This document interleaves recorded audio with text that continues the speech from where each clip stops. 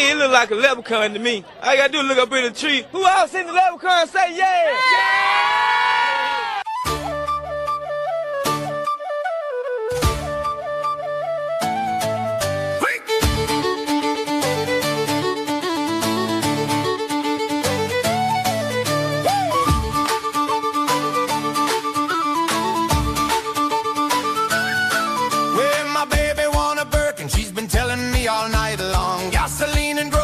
The list goes on and on. There's 9 to 5 ain't working. Why the hell do I work so hard? I can't worry about my problems. I can't take them when I'm gone. Up 1, here comes the 2, to the 3, to the 4. Tell them bring another round. We need plenty more. 2 stepping on the table. She don't need a dance floor. Oh my good lord. Someone pour me up a double shot of whiskey. They know me and Jack Daniels got a history. There's a party downtown near 5th Street.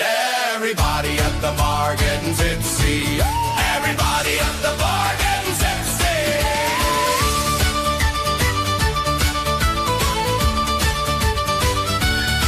I've been boozy since I left. I ain't changing for a check. Tell my mind, forget. Oh Lord.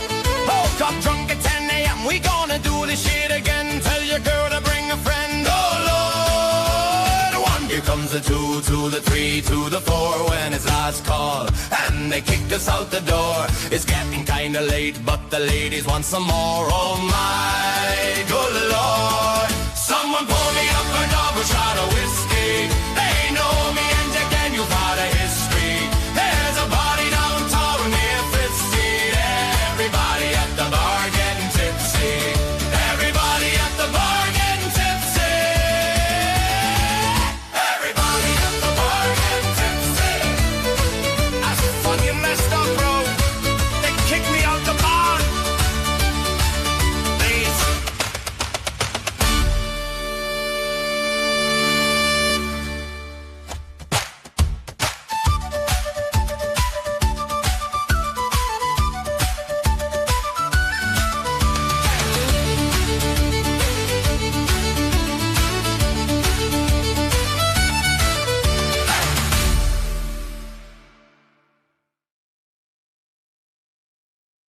Birds flying high, you know how I feel.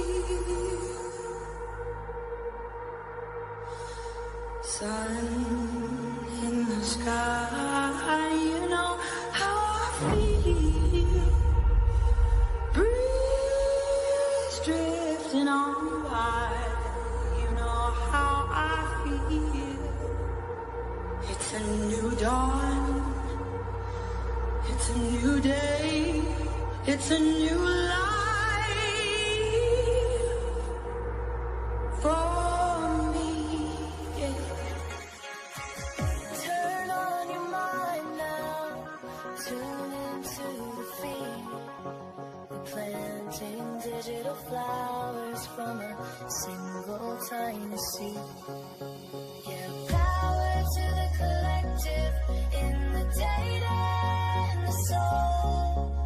The hive mind's getting louder, finding voice and control.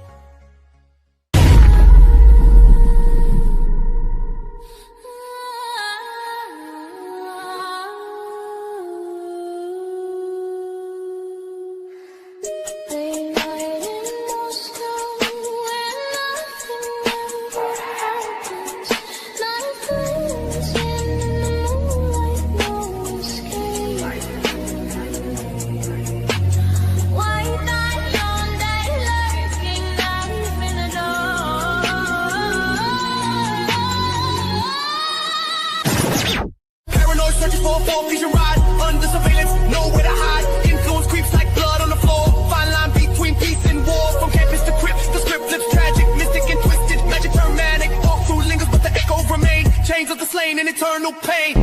And here we go. Welcome to the freak show, the best in town. What's going on, Hive? Happy Friday. I hope everybody's got a fun and relaxing weekend planned. Thank you all so much for choosing to spend your Friday evening here in the Hive.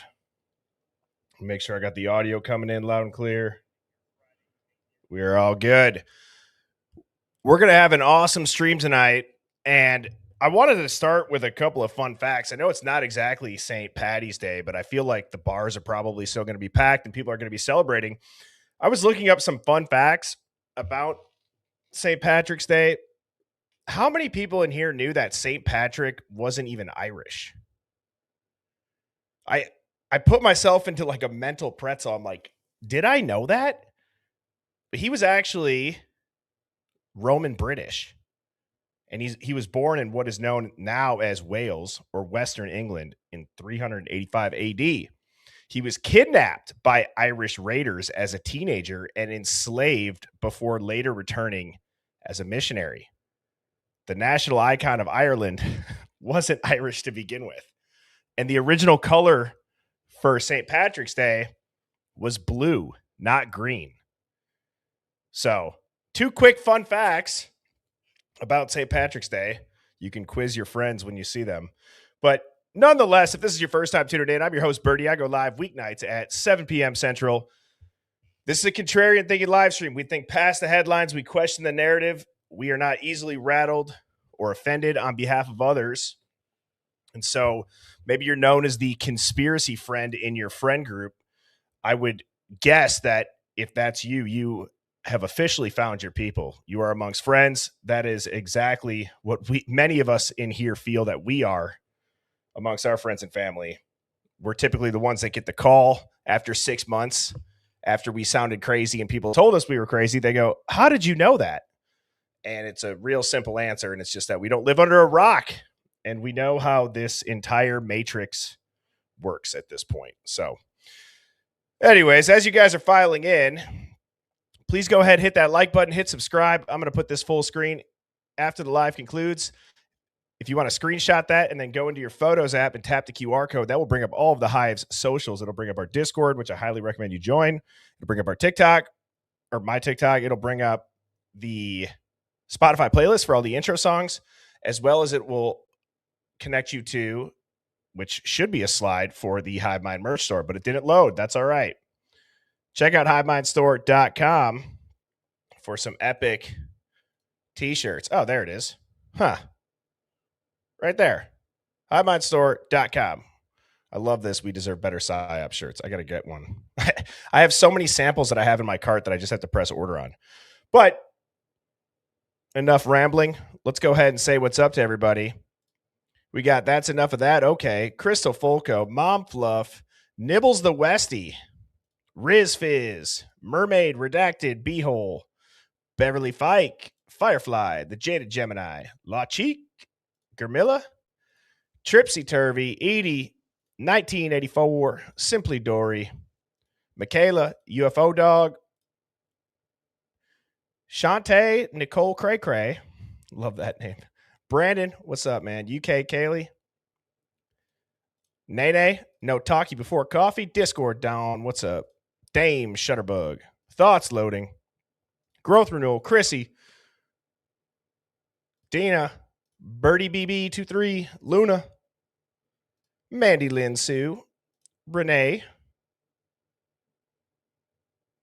Mrs. Birdie, how are you doing? Just kidding. I know how you're doing because I was just like, oh, I got to quick eat a couple pieces of pizza before I go live. Squirrel Nest, Suzanne Rosini, Ghost Haunt 222, Blue Holly, Brenda, UK Karen, Jackie. Yeah, we're about to get 16 to 19 inches in the Midwest. I look at the weather. Actually, my little brother sent me something, and I would go, what? I couldn't believe it. No shit, Sherlock said, happy Friday the 13th. Fun fact, I was born on Friday the 13th, so I feel like it's a lucky day for me. Old man Suds, what's up, brother? Mrs. Birdie said, we fueled him up with his favorite pizza. That way he can have a good stream. Yeah, exactly. Exactly. So we're going to start today a little bit differently because I have a bunch of photos to show. We're going to be really diving into what the hell happened on the second floor in the living room and the stairwell. One's in the chat. Does that not feel like a huge key to this entire timeline? What happened in the living room? How is blood in the living room? I understand that we can't trust Dylan. Dylan is very specific about somebody running down the stairs saying someone's here. I'm not saying that one thing is right or one thing is wrong, but you would think that if she's coming face to face with a guy with bushy eyebrows, she notices that the backsliding door might be open. Like I said, she hears running down the stairs, hears somebody yell, someone's here. You'd think she'd hear somebody being carried up the stairs or a ruckus in the living room. But we have to take that with a grain of salt with what she said. However, that's what we're going to be talking about tonight.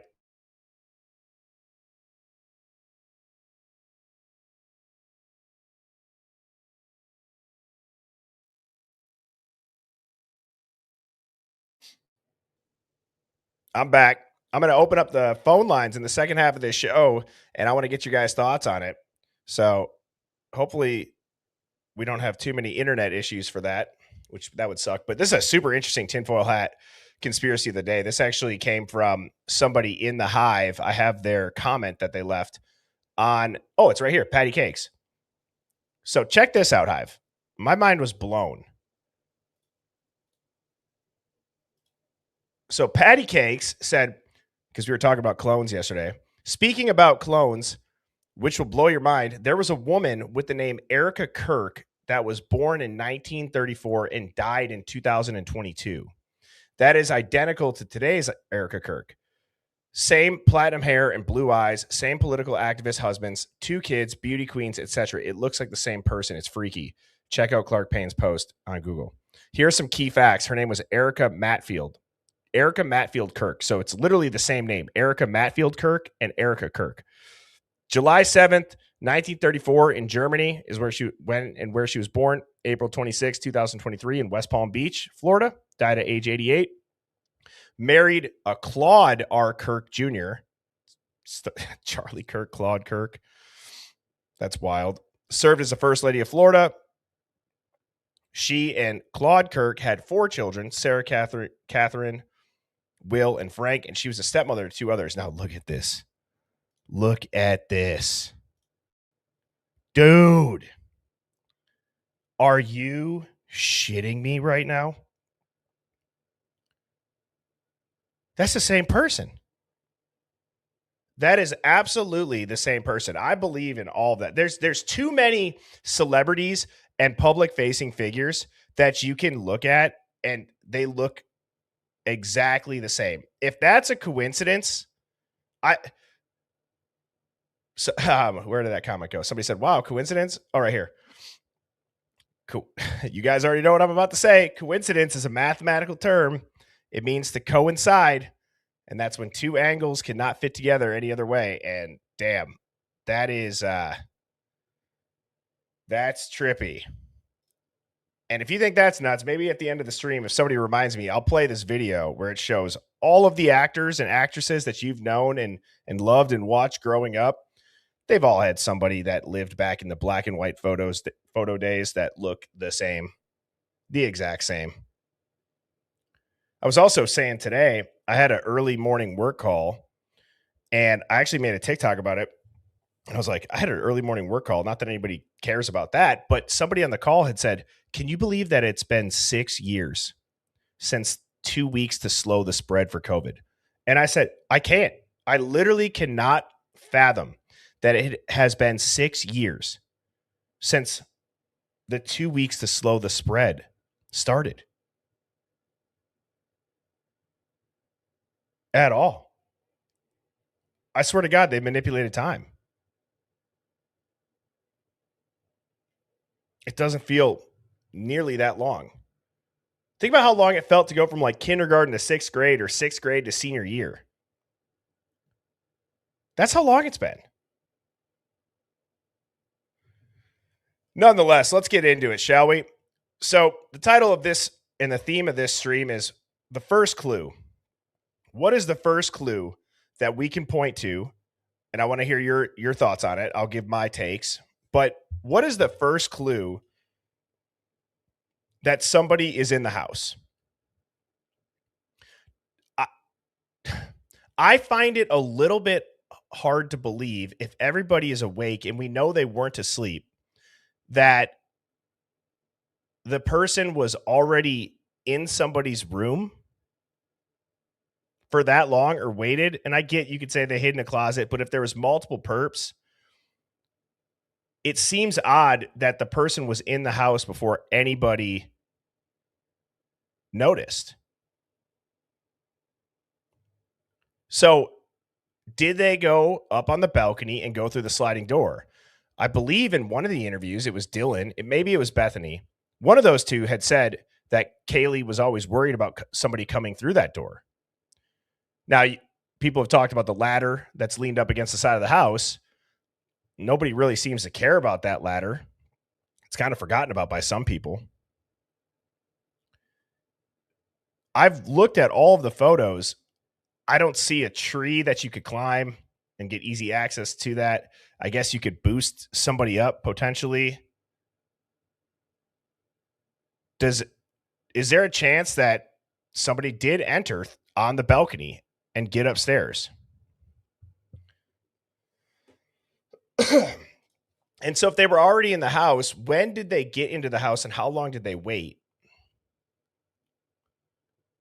We're going to be having a big time discussion tonight with the comments. So loosen up the fingers, get ready to type or text fast.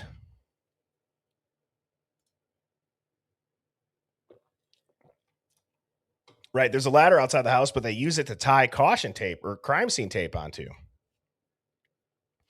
Yeah, I agree. If there's going to be multiple perps, multiple points of entry makes a lot of sense.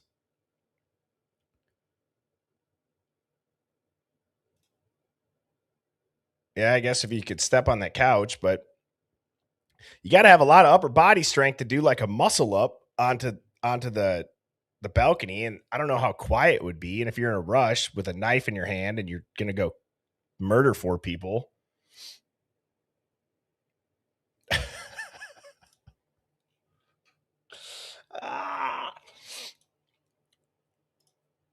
Free Ubers for all. Edie, thank you for the super chat. As a reminder, any super chat over $4.99 will pop up right here. I'll address it immediately or do my best to do so. Edie said, do you know anything about that bloody prints they're saying is Dylan's? Was hoping you'd be discussing it. Yes. Well, I have seen it. I saw something from Phoenix Talks saying that it's been there the whole time and it was in the documents and the evidence and they knew. I have not looked into it, but that's a great take. I mean, that'd be an interesting conversation. If Dylan stepped in blood, I mean, somebody also pointed out with Dylan that one of the reasons that they have her face blurred out in the 911 call is because they believe that her hair is wet as if she showered. Has anybody else picked up on that? Yeah, some people said that. Yeah, I feel like the jury's kind of out on that. I gotta look more into that. But thank you for bringing that up. Yeah, like she's barefoot, and also it's rather weird that isn't she the only one that doesn't have shoes on too? Yeah, Dina said yes, it did look wet. Liz said her hair looked wet.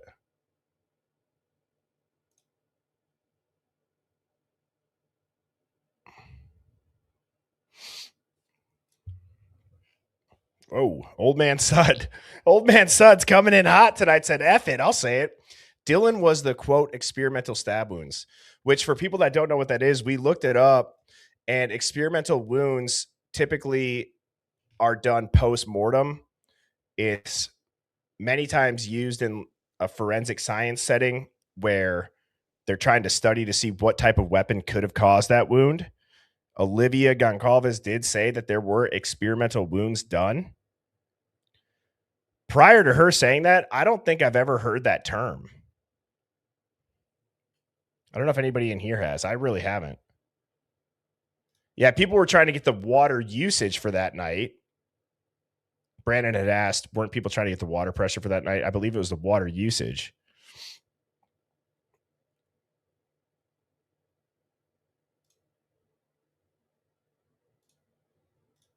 UK Claire said, I'm sure that we hear washer or dryer on 1112. Yeah.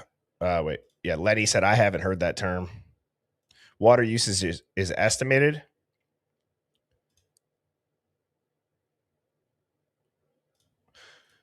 Well, here's what I want to talk about. Like I said, not only the entry points, how the hell did these people get in here undetected? And if they were in there for so long, how did they stay undetected? There's a puppy that is roaming around most likely, or in one of the rooms. People are in and out of that house all the time unexpectedly. As we know, people know the codes. How would these people know when somebody's going to get home or be home? Now you could say they were casing the place. Yeah. Again, I feel like with how quickly they say it was done, for them to be hanging out in the house, my gut tells me that that's not what happened. I think that they came in from multiple points and it was like a blitz attack. And then I don't know how long it transpired, but I'm saying when it started, I think that it started really quick. I don't know how long it went on for. That's out and up for debate. But I do believe that it was a blitz attack to start. And I believe that it did catch a lot of people off guard.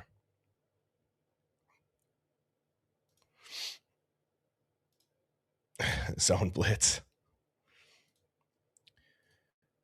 And in addition to that, I have a bunch of pictures of the blood that is on the second floor. Oh, Hive. Guys, I forgot to tell you like some of the most exciting news ever.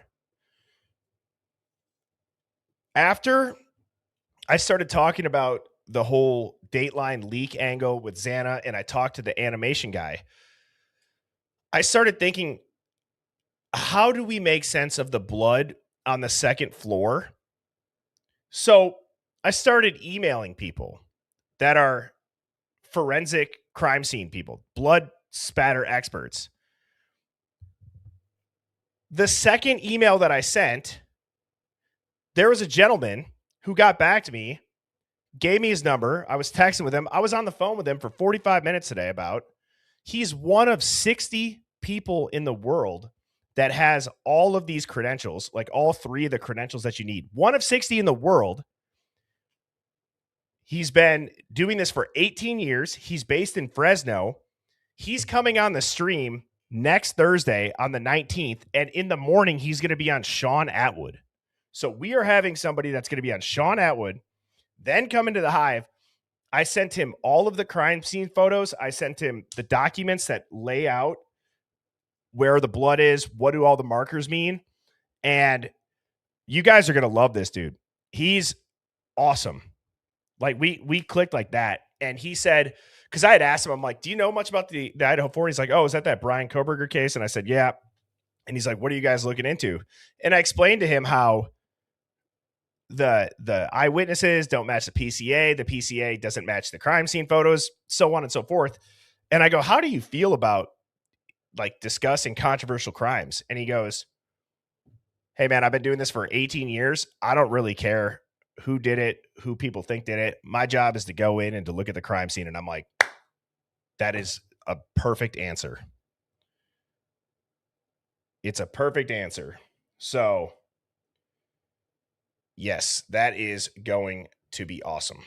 Next Thursday, 7 p.m. Central. Don't miss it. I'll start promoting it on Monday as well. But I was so excited to share that with you all because I'm going to be asking him about the ping pong table and all of these blood marks. How does this get here?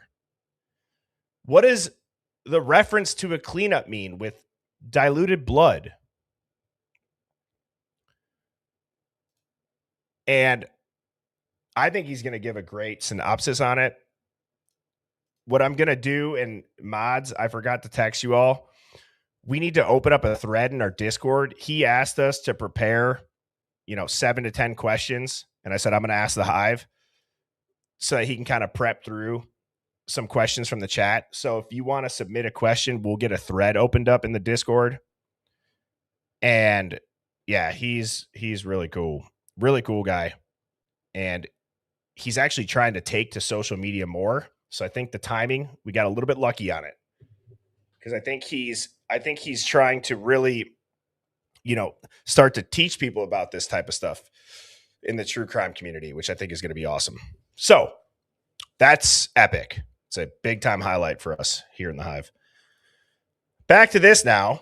as I know we are going to have an expert on Thursday to explain it, what do we think? It'll be kind of funny to look back and now we can discuss it, and maybe I can even pull a couple of the comments for that stream. What do we think? And LawCheek79 said, I'm convinced Dylan and Bethany could have gone outside with knives and covered in blood, and police would have asked them if they needed help or a ride. With the way that they've been treated thus far and nothing really changing up, yeah, it sounds harsh and it sounds a little bit maybe over exaggerated, but really they were not suspects at all.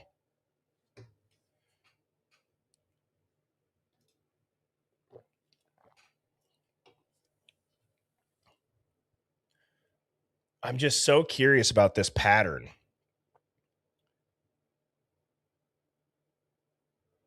Because it kind of matches. It looks like, I know that they've tested this positive for blood, but I'm like, it does look like it's been sitting there for a while. Like, when were these drinks spilled? Were the drinks spilled that same night?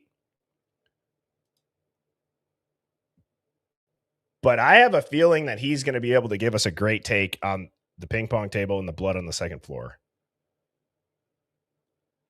Right? Tiggle Biddies 89 said that's not fake blood. Somebody said it's fake blood. It looks like spit. That's a good take.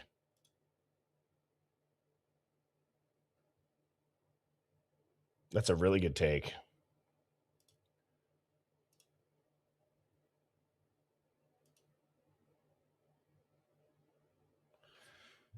Yeah, because that was kind of what I thought too. It looks like a single drop.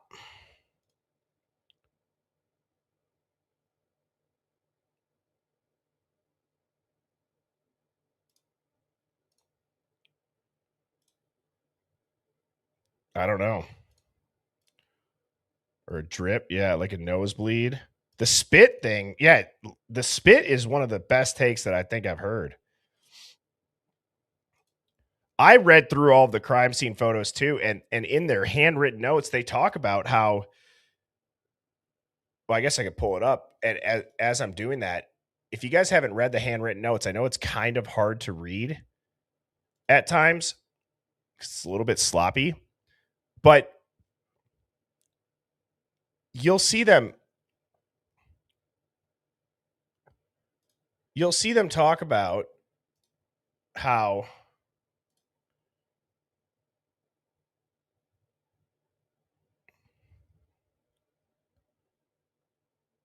hopefully I can find it. Sorry, Hive. Usually I have this prepped. This is also very strange. Luna pointed this out to me. So this says the dog was on Kaylee's bed. The sliding door gets left open for the dog. And that comes from Talbot. Have you guys noticed that before? So they saying that they typically leave the sliding door unlocked so that if the dog needs to go out, or if Jack has the dog, they can let the dog in. But one of the things was, where did it go? I think it's on this next one. So the bed was moved by the detectives prior to our arrival, but there's another part that talks about how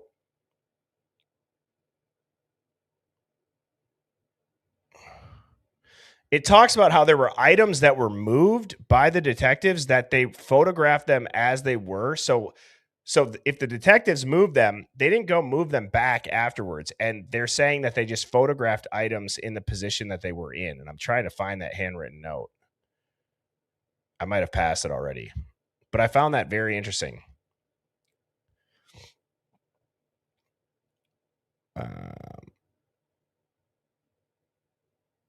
Oh, right here. Second floor, west bedroom. Everything had been moved by the detectives prior to our arrival. I could have swore there was.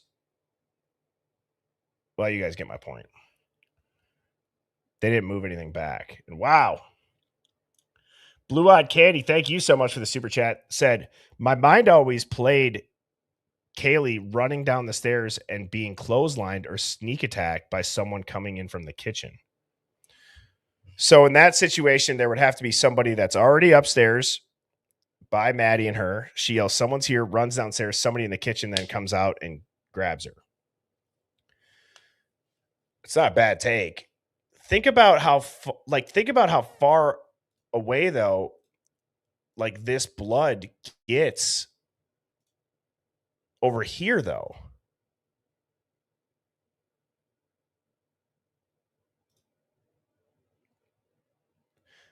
I do wonder though, has anybody ever wondered? You and I both know that if you're going to be committing a murder with a knife that brutal, we've said you're going to be like saturated in blood. We've seen all the blood on the walls, on the bed. Is it possible that this dripped off the guy's clothes? Is it possible that, like, this is gross, but is it possible that he got blood on his face or in his mouth? And I don't know. And same thing here. Did he brush against the wall? Was his shoulder bloody? But yeah, I mean, that's not a bad take at all. I mean, that's what I want to talk about. And that's what I said I'm going to open up the phone lines for. I want to hear specifically, okay? And don't make me be the bad guy, but I really, guys, like, I know there's so much to talk about. We have to eat the elephant bite by bite. We can't eat it all at once. So I want to try to stay focused for this call-in on what happened inside the house, from how did they get in and then what happened. That's what I'd like to discuss. One's in the chat if that sounds good to you all. And Queenie Conspiracy Gal said there's another 4chan chat that dropped February 4th that talks about an Ethan Corner, a bloody beer bottle from his last hazing, knife being brought back to Sigma Chi. Harsh Reality shared it today. I have seen that. It was like the last beer that Ethan had drank at the frat party that night. They've memorialized it at the frat, and some freshman, I think, or some kid that was rushing, like, grabbed it, and they were like, dude, don't do that. And I think it was the guy that grabbed it ended up posting about it, if I remember that correctly.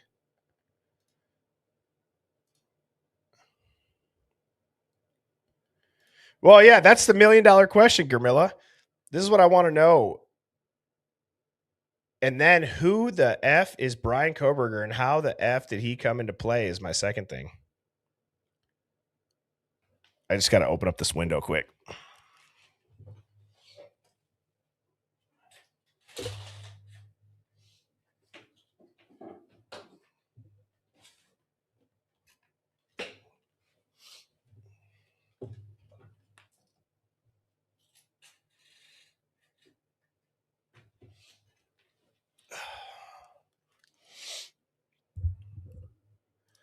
I'd like to know that too. This is all very confusing over here.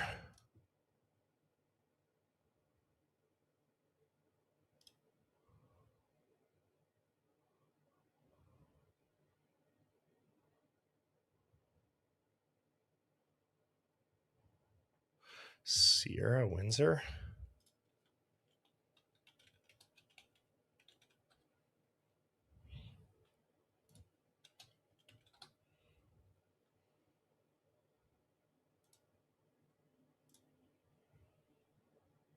So Martin said Sierra Windsor, that's Bethany Funk.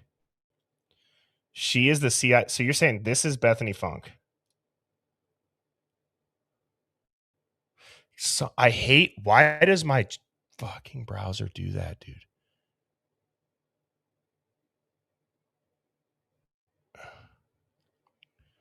She was a member of the Sigma Kappa sorority at WSU. Sorority representative says she's no longer affiliated. Court documents say the informant, who had previously been arrested on drug charges, had been providing detectives with information and people in Pullman who were involved in selling and using drugs. In January, all right, that's hopeless. Does anybody know why that happens? Real question. Is it a pop-up blocker?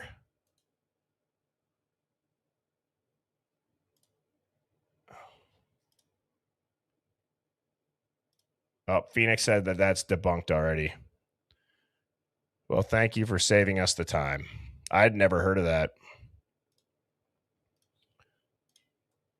It could be her clone. It could be her clone. We did see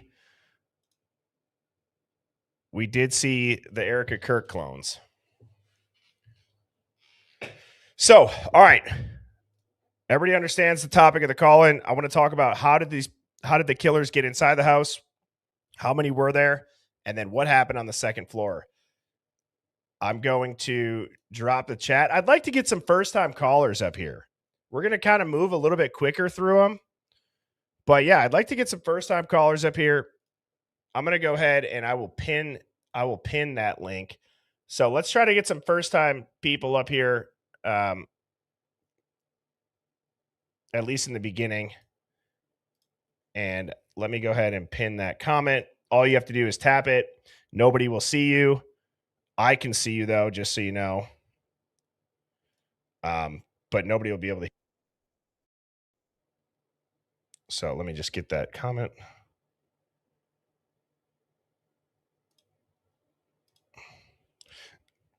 All right, the comment should be up at the top. And we have Jesse Ray backstage. Hello. Can you hear me all right? We got you loud and clear. Jesse, how are you doing tonight? I'm doing all right. I got my dog with me.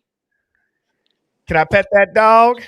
Can I pet that dog? Blackberry, somebody wants to pet you. She's sleeping. Aw. What do you got for us? I think it's a nosebleed drop. Okay. Definitely think that's a nosebleed drop. Oh, Blackberry. She's such a good girl. So, and then how many killers do you think there were, and how do you think they got in? I definitely think there was more than two. More than two, okay.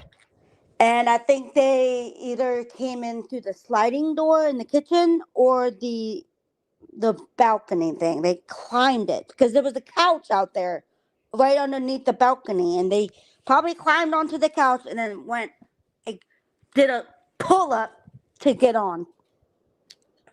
I could see that. Like, I've also been looking though at like the backyard of 112, and maybe I can find a picture rather quickly.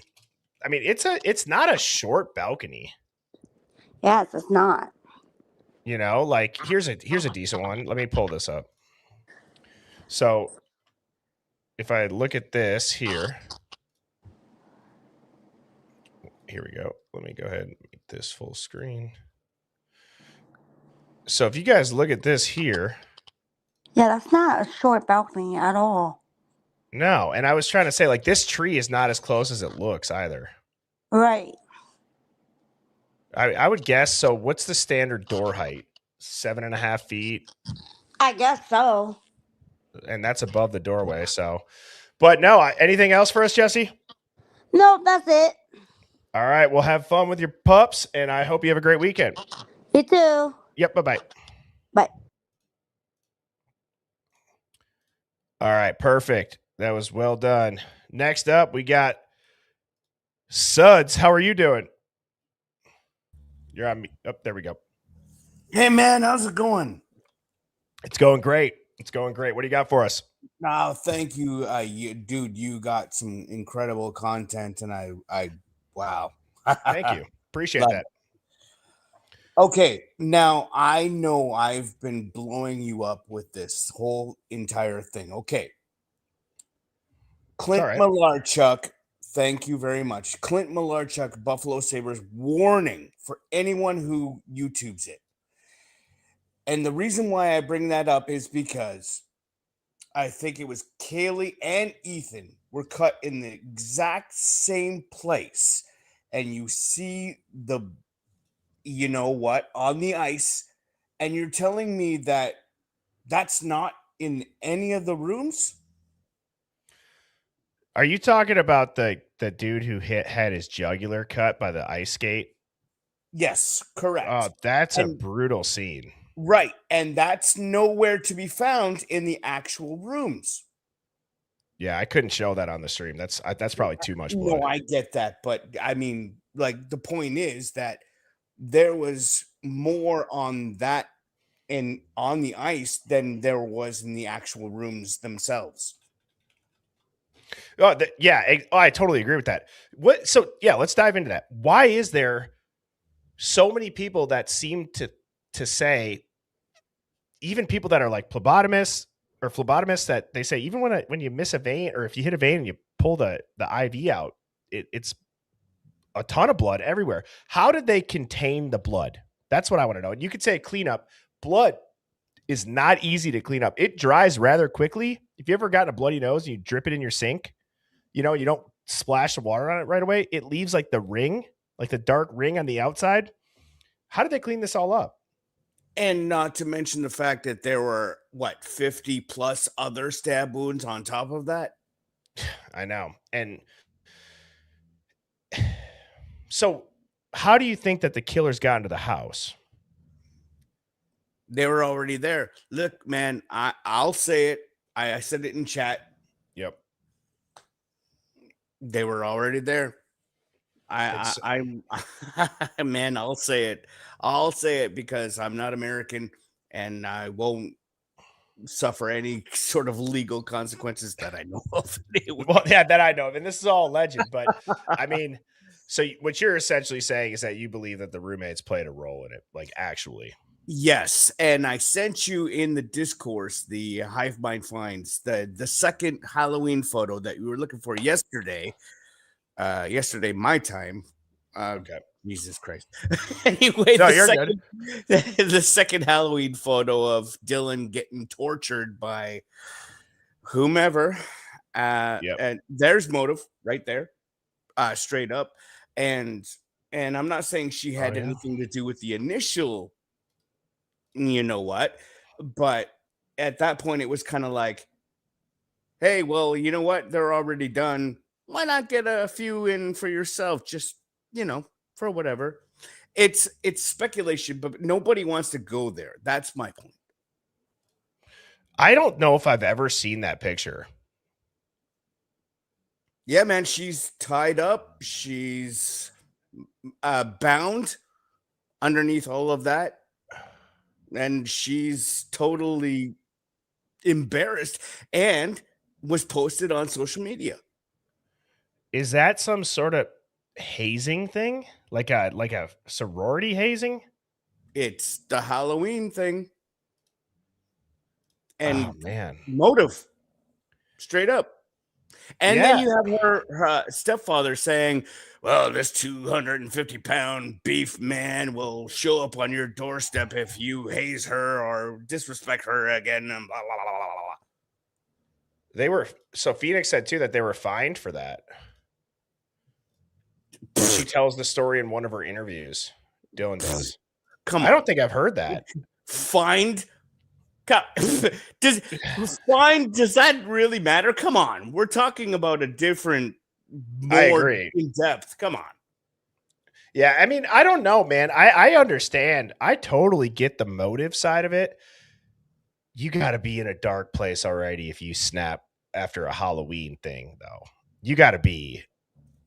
But it makes far greater sense than anything that they have on Brian. Oh, anything does. Yeah. I agree with that, man. I agree with that. Thank you for sending me that picture. I hope you have a great rest of your evening, brother. Come, man. Love you, man. Peace. You're the best. Cheers. I love how many people tune in from outside of the States. That's always awesome. So again, Hive, just a reminder, how did they get into the house? What do you think happened on the second floor? Next up, we have Miss Mary Tyler. How are you doing this evening? Oh, good. Can you hear me? Can you hear me? Yep. Can you hear me now? Yeah. Can you hear me? Yeah, I can hear you, but I just can't hear me. I guess it's because I shut the other. Okay, so I think they were already there. I think they were already in Dylan's bedroom waiting. I really do. Dylan's bedroom? Yeah, I've always thought that was the point of origin for a lot of things. Wow. So what time do you think that they got there then? Are you saying that when all the girls were upstairs talking about getting food, you're saying like the killers were in her room waiting? Well, I am very, and like, this is nothing if Dylan Mortensen or Bethany Funk is listening, because they might be, or their lawyers. Like, I am not a person who is like certain, but there's a lot of suspicion, as we all know, right? Yeah. There's a lot of suspicion around their actions. So I don't believe one thing they've said at all. So with that fact, right, I've just thrown all of their the way I've looked at it, and I don't really have a theory, but the way I've looked at it is I don't see them as having any credibility, them or their friends.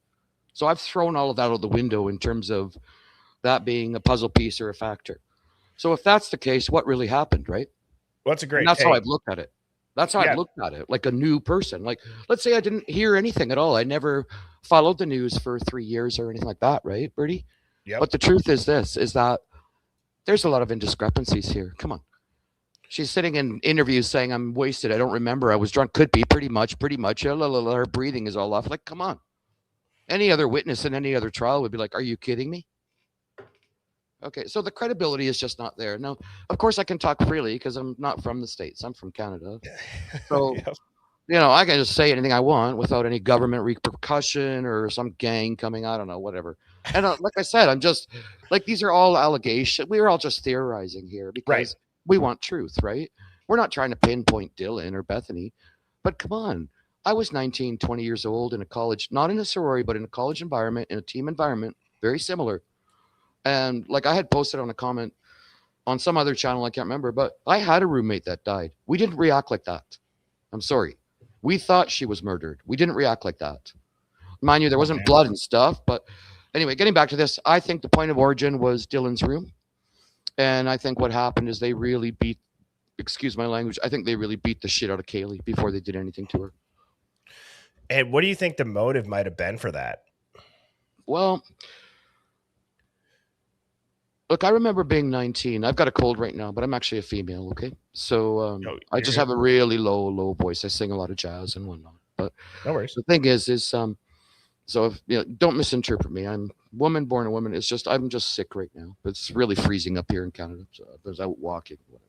No worries. So the thing is like I remember being 19 and I actually went through acting school. Okay. I was when I was young, people considered me very, very attractive. Okay. And I went through musical theater, and you don't know the jealousy I went through. And I mean, I didn't go and kill people. Right. Okay? But I remember being a 19-year-old girl and seeing other girls who had a better body or had a better life or better parents. And that jealousy, between women is unbelievable. And the other thing, too, is, I mean, like just on a side note, like I've gone through professional theatrical training. I've been doing that for 30 years. I write scripts. I do. Like, come on, who is she kidding? Like you knew her 3 months, and you do a witness statement. You talk about your future member. What is that? Yeah, I agree with Anyway, that.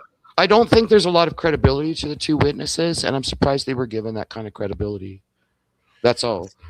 No, Like it's for whatever suspicion. reason, I'm not commenting about families or like everyone else. I'm just saying I find that really surprising. Like when you look at the blood markers and you hear this audio tape, if it's even logical audio tape or real tape, is it real tape? I don't know. Let's say it is. Let's just assume it all is real. But throw all their statements out the window. And the reason I think it's the point of origin is, Jack Showalter, he was acting really weird at the grub truck. He was like making sure he was watching them, seeing the time, checking with everybody around there. Like just that whole thing of kind of keeping them at bay, right? Yeah. Did he walk them down that road intentionally, knowing it was longer? Was that a longer road? I mean, no one's ever examined the path from the corner club to the grub truck. What was the shortest path? Like, how long did that really take? Could they have gone another way? Right. They Right? could have. Like, so how long did that actually take, that walk to the grub truck? And then going back from that, it's like, what really happened to Xana and Ethan then? Were they the ones that were? And I hate these images. I can't imagine what the families are going through. But I mean, I've often thought they were killed first, and that Kaylee somehow discovered that, and they beat her up, and then I don't know. I sort of see it as a different order, but that's my take on it anyway. Well, no, that's a phenomenal call, and I hope that you stay warm up in Canada, and I hope you feel better Oh, you soon. wouldn't believe it. Anyway, thanks for your time. Hey, Yep, you have a great bye, weekend. buddy. Yeah, cheers. Cheers. Great call. That was a great call, and it's always nice when people aren't afraid to come up and speak their mind. Again, I really hope that people do have the confidence to do that. As long as you're not trolling, spamming, or threatening, you can say whatever you want. I will say that, I really do enjoy chatting with you all. So don't feel like you got to rush through it. Like I said, we're kind of trying to move through so we can get enough people up here within the hour and a half. And like I said, how did they get into the house? What happened on the second floor? And next up, we have Mr. Critic Rick 66. What's going on, man? Long time no talk. You are on mute. Hey, Birdie. Can I hear you? I got you loud and clear. Yeah, there you go. Okay, so last night we were actually discussing the whole entry point at DA's devil's advocates. So I'm gonna set it up for you really quick so we can be brief about it. So there was no break-in, as you know. The scene was set up, the bodies were posed. So why not make it seem like a break-in or multiple entries? That confuses law enforcement. As you can tell, they ate it up. They think it's a break-in, or from the balcony, from the sliding door, from what Dylan said, and the cleanup didn't make it any more easy for them. We know that there was a cleanup. Now, I want to get to the point of entry. Since I said there was no break-in, I mean, that was all set up. The persons who did it were from the inner circle. They can blend in pretty easy, and they know the area, so they know where the cameras are at, what areas to avoid. So they're very familiar with the area. They don't need a vehicle or anything like that, like law enforcement was looking into very early on, trying to figure out the white car. I mean, if you're from the area, you don't need no vehicle. That's a great take. Go ahead. That's a great take. What's it called? Let me tell you a little bit more about that balcony. Since I said you don't need a break-in or anything, you can walk into the house. I mean, many people have that code, but what makes it easier is that you know the people from inside. Meaning, if you have the survivors, that is Dylan or Bethany, they're gonna let you in. If you tell them what's gonna go down, you want to get in the way, you're gonna be part of it, right? So you're gonna be let inside one way or another. Now, the top of the balcony, I mean, you can make it seem kind of like there's no possible way to get up there or anything else, but you set it up for law enforcement who are going to be eventually going through the forensics aspect of it. How did they get in? How did they go out, right? You're just going to make it seem like you were going through there one way or another, or even the sliding door. You're going to prep that for them, but that's just to throw them off, and they did get thrown off by it. I'm going to touch a little bit on the blood aspect, how you wanted to say about those droplets, etc. You're going to have a guest, I think, next week. So on the droplets, multiple areas. When you're setting up something, you're just going to cover your tracks, meaning nothing that ties you into it. You're just going to focus on cleaning that aspect. Also, any trails that lead in or out of a certain area, you're just going to wipe those down. You're not going to spend your whole time trying to wipe out everything. You're just going to wipe anything that's very important. Now, how we see in various areas bloods from some of the victims, that means some of them were carried in. So that's why you find blood in certain places that they're not supposed to. And that's one of the big parts. I'm going to be doing a video about this, about the whole Santa and Ethan. They don't have clothes because they were carried either on the shoulder or carried like almost like baby-like with both arms. So they had to take off their own clothes, the people who were carrying them. So of course you also take off Santa and Ethan's clothes as well, because you're going to be very penetrated, both transferring blood and sweat from them. So you have to, of course, take off their clothes, burn it, whatever you're going to do with them.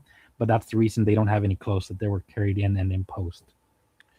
So I hope you got a lot out of that. I did. I did. And I appreciate it. So just to clarify, when you say they were carried in, are you speaking carried into their rooms? Or are you saying carried into the house? Carried into the house. My theory has always been that Santa and Ethan were the first one to go. So they were the first ones to get back and post and everything with that. Later on, the girls, of course. Interesting. Well, I appreciate the call, man. And yeah, people were asking for your channel. Mods, did we drop that before? because I was gonna say I wanted to play your video. I couldn't find your channel. I was looking through the comments for it. I don't know if they posted it, but I appreciate your time, Critic Rick. Yeah, you could just click my avatar Username. and yeah, just with my same name, it'll take you directly to the channel. All right, man. Well, I hope you have a great Friday Thanks, night. Rick. Yep, peace.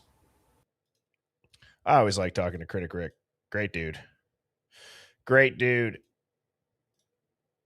Rolo says this guy watched my videos for sure. Rolo, pop on up, man.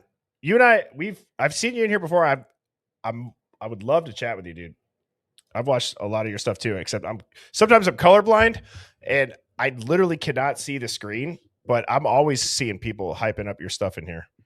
Next up, we got I Call BS. I literally cannot see the screen, but I'm always seeing all you got to do, hyping up your just stuff. mute your TV. Next up, we got I Call BS. I literally cannot see the screen, but I'm always all you got to do, just mute your TV. Can you hear me? Oh. Hello?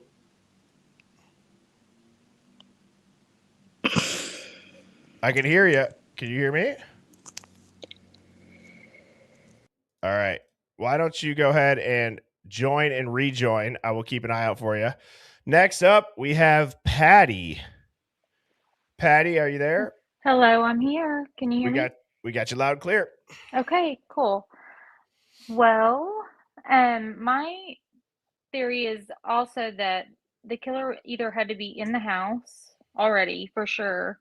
They knew him. And I do think that there was a gun used on one of them.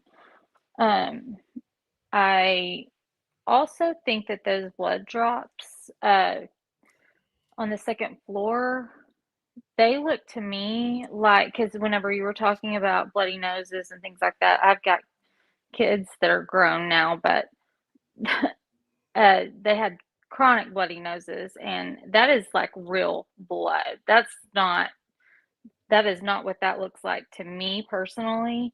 To me, that looks like it was watered down, like maybe from a kitchen sponge, like, hey, we're gonna wipe this off. And there were a pair of gloves in one of the bathroom trash cans in one of those pictures. Yep. And so I'm thinking maybe they were like just a quick cleanup job, because clearly they don't know how to actually clean. So I mean, right, the quickest clean they could. And there's no way there was just one person, because Ethan is a big boy. He's, about the size of my oldest, and he's gonna put up a fight. I mean, it would take more than one dude to take you down, I would say. You're gonna come out fighting, it's not gonna be, so I mean, he wasn't in his sleep. He wasn't killed in his sleep. Even if he was asleep, you're gonna wake up. Yeah. I mean, that's gonna wake you up. I mean, it's gonna wake me up, and I'm definitely gonna be fighting. So, and those girls too. I mean, they're not just gonna be in their slumber, I mean, that's a joke. Well, so, and one of the things I was just gonna ask you, you brought up the gun.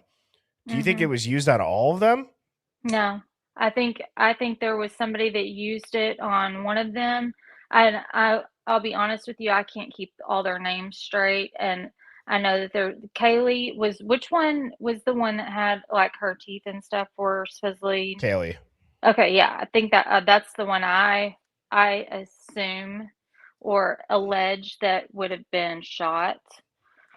I think, I mean, maybe all of them were. I just don't, and I think that whole trace DNA stuff is total BS. And I mean, I've seen Making a Murderer, so I think that that's what they're doing with Kohberger. I mean, I don't believe in that. I think that's total. I thought I was alone on my own little island until about a month ago when I found the Hive. So I'm so excited. I love hearing that. I love hearing that. That's awesome. So I'm so excited.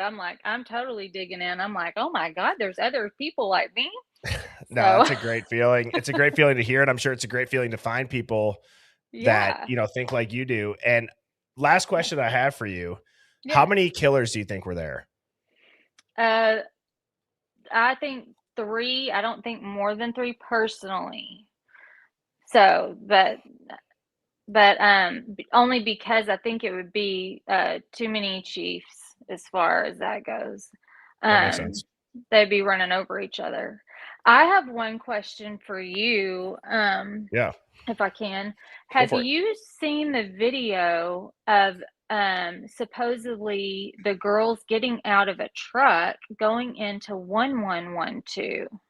I have seen that video, and I don't know if I saw it on Phoenix's channel or a short that she posted, but you're talking about on the light bulb camera when they're coming up the stairs, it's like blurred, and then it for like a frame or two, you can kind of see them, and then they compare the pants from the grub truck. That's the video that I saw. Is Yes. that the one you're referring to? Yes, yes.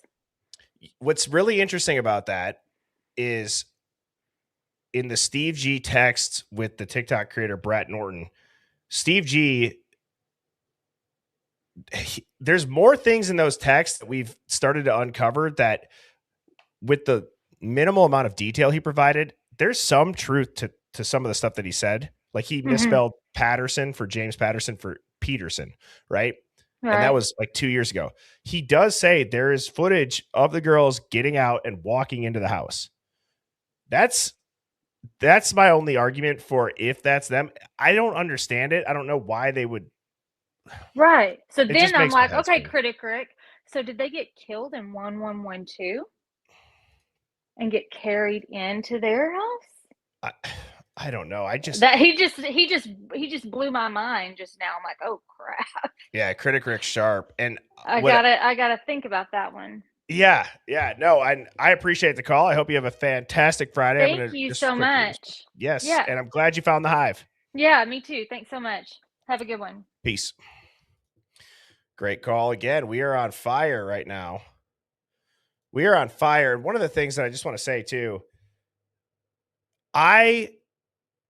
when I'm listening, I'm trying to obviously listen to respond. If you guys have something that you have a question about, like what Patty just did, that's fine. You guys can ask that too. Like I said, I know we're trying to focus on the entry points and the blood stain. I saw a comment go by. I just want to say this before the next call to keep this in mind. Similar to what, and now I'm forgetting their name, but they called in. They were from overseas. I think it was from Canada, Mary Tyler. And she had said, they have no credibility. These witnesses, they have no credibility. The narrative doesn't either. And so it almost feels like the narrative, because we've heard it so many times, it's going to keep us stuck in this loop. It's going to keep us stuck in this loop of, it feels like there's no new theories under the sun. And anytime that somebody puts out a theory that doesn't go with the narrative, there's like this group think of, no, that can't happen because X is true, even though there's been a billion other things that we were told were true. Just that specific part yet hasn't been countered. Does that make sense? So I'll challenge you guys to feel confident enough to say, even if it goes against the narrative, like make your point. You know what I mean? Like make your argument. So I won't call you up for that, but I would encourage you guys to do so, because I feel like people have those thoughts that they don't necessarily always say them. Next up, we got Fiji. How are you doing, lady? Hey, how are you? I'm doing well. How's your night going? Pretty good. So I'm gonna keep it quick, but so when you brought up Pizza Gate, here's what I was thinking. So when there were 3 people or more that got out of the car with Molly, or excuse me, her son, the delivery. Right. What if those guys, they got out, and what if they went out into the back and went into the ladder, got up the ladder, and were up there waiting? It very well could be. And the pizza delivery connection is so weird that Molly's a DoorDash driver. Her son was a delivery driver for Domino's. I don't know if he dropped people off. Again, that's where we think outside the narrative, and it's like, let's talk through it. But if you have two other people with you, the ladder might not even be needed. I could see two people. If it's three men, I could see two of the guys boosting up somebody onto the balcony. And I have a segue question off that, Fiji, for you and the Hive. Where are we at on a female killer? I feel like we don't discuss that enough. Yeah, I don't know. I mean, I think it would take a lot of effort, right, to do what happened. A lot of strength. A lot of strength. Yeah, it would take a Oh, lot of strength, or it would take a lot of wounds. yeah, a lot of wounds. From what I have researched and heard, anytime you do stabbings, the knife comes out, and many times you harm yourself as well. Mm-hmm. So the perpetrator would have wounds on themselves often. Yeah. So uh, it it's shocking that the perpetrator, you would think they would have wounds on themselves. You would think a female especially would have a lot of wounds because they wouldn't be trained in it. So you would think it would be a trained killer that would have done this, who's done it before, especially for people, and especially the time frame that they've given us, and for people. Um, it just doesn't seem plausible. I personally think that there's more than one perpetrator. I think there's a door person watching and a driver. I think I agree with personally that. there's a professional hit, and then there's a cleanup person. And I've wondered if there was somebody waiting, because that ladder, when we look in pictures, that ladder wasn't there before, like when the police were there. Oh, you're saying on the noise complaints. Yeah, that ladder was never there that we've seen. That was a new thing. That's true. That's true. So where was the ladder? Why did the ladder all of a sudden show up? I'm not sure. I mean, I know I wouldn't think it would be a stretch if there was a ladder in the house in the storage closet or in one of the closets. I don't think that that's a stretch if it's a rental property to have one. Who knows what projects they were doing, right? There was a couple of months in between those. But yeah, the Then ladder's weird and they never even seem to in really. November outside, they're doing projects outside, I mean, That's a good take. and that's strange to me. I don't know. And something that also is just always been really strange to me is that closet door downstairs, whatever that led to. Why in the world did they not knock that down? There could have been someone inside there. I mean, who knows? That's unusual to me, highly unusual. I agree with that. I agree with that. I appreciate the call, Fiji. I hope you have a great rest of your You night. I'm going to too. respond to that. Cheers. Happy weekend. Bye. Peace. These are all great points. I'm going to put a request out. I want somebody to come up here and have like one of those theories like Bourbon Santa did. If you guys remember that, how he talked about somebody jumping off the back ledge and the thud.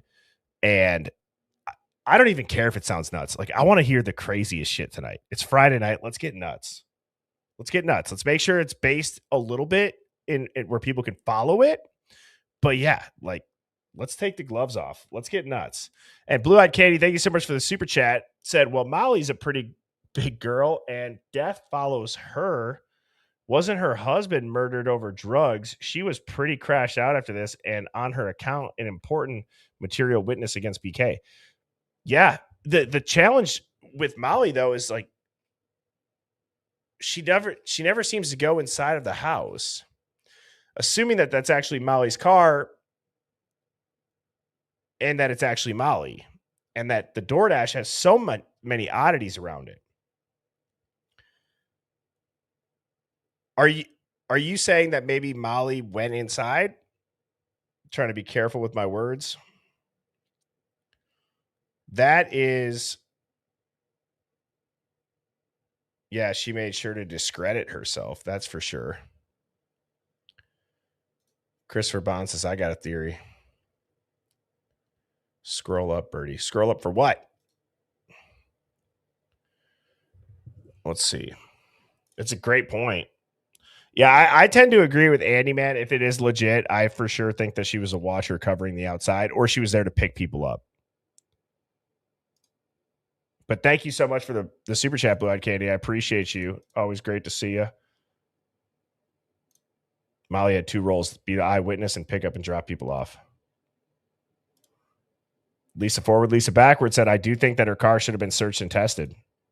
I couldn't agree more. And next up in the Hive, we have Assman. How are you doing tonight? Hey, I got 50-mile-per-hour winds coming up my back hill right now out here in it's PA. windy. So it's windy if here. the Wi-Fi gives out, please forgive me. Since it's Friday night and we're getting a little crazy, let me just start off by... I knew that was coming. Absolutely, brother. Just for you, man. I love it. I haven't had a bush latte in a while. Oh, brother. See, I got a part-time job at a beer distributor, so it's hard to not have them in my fridge. Nice.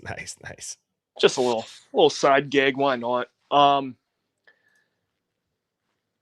about crazy theories with that thud.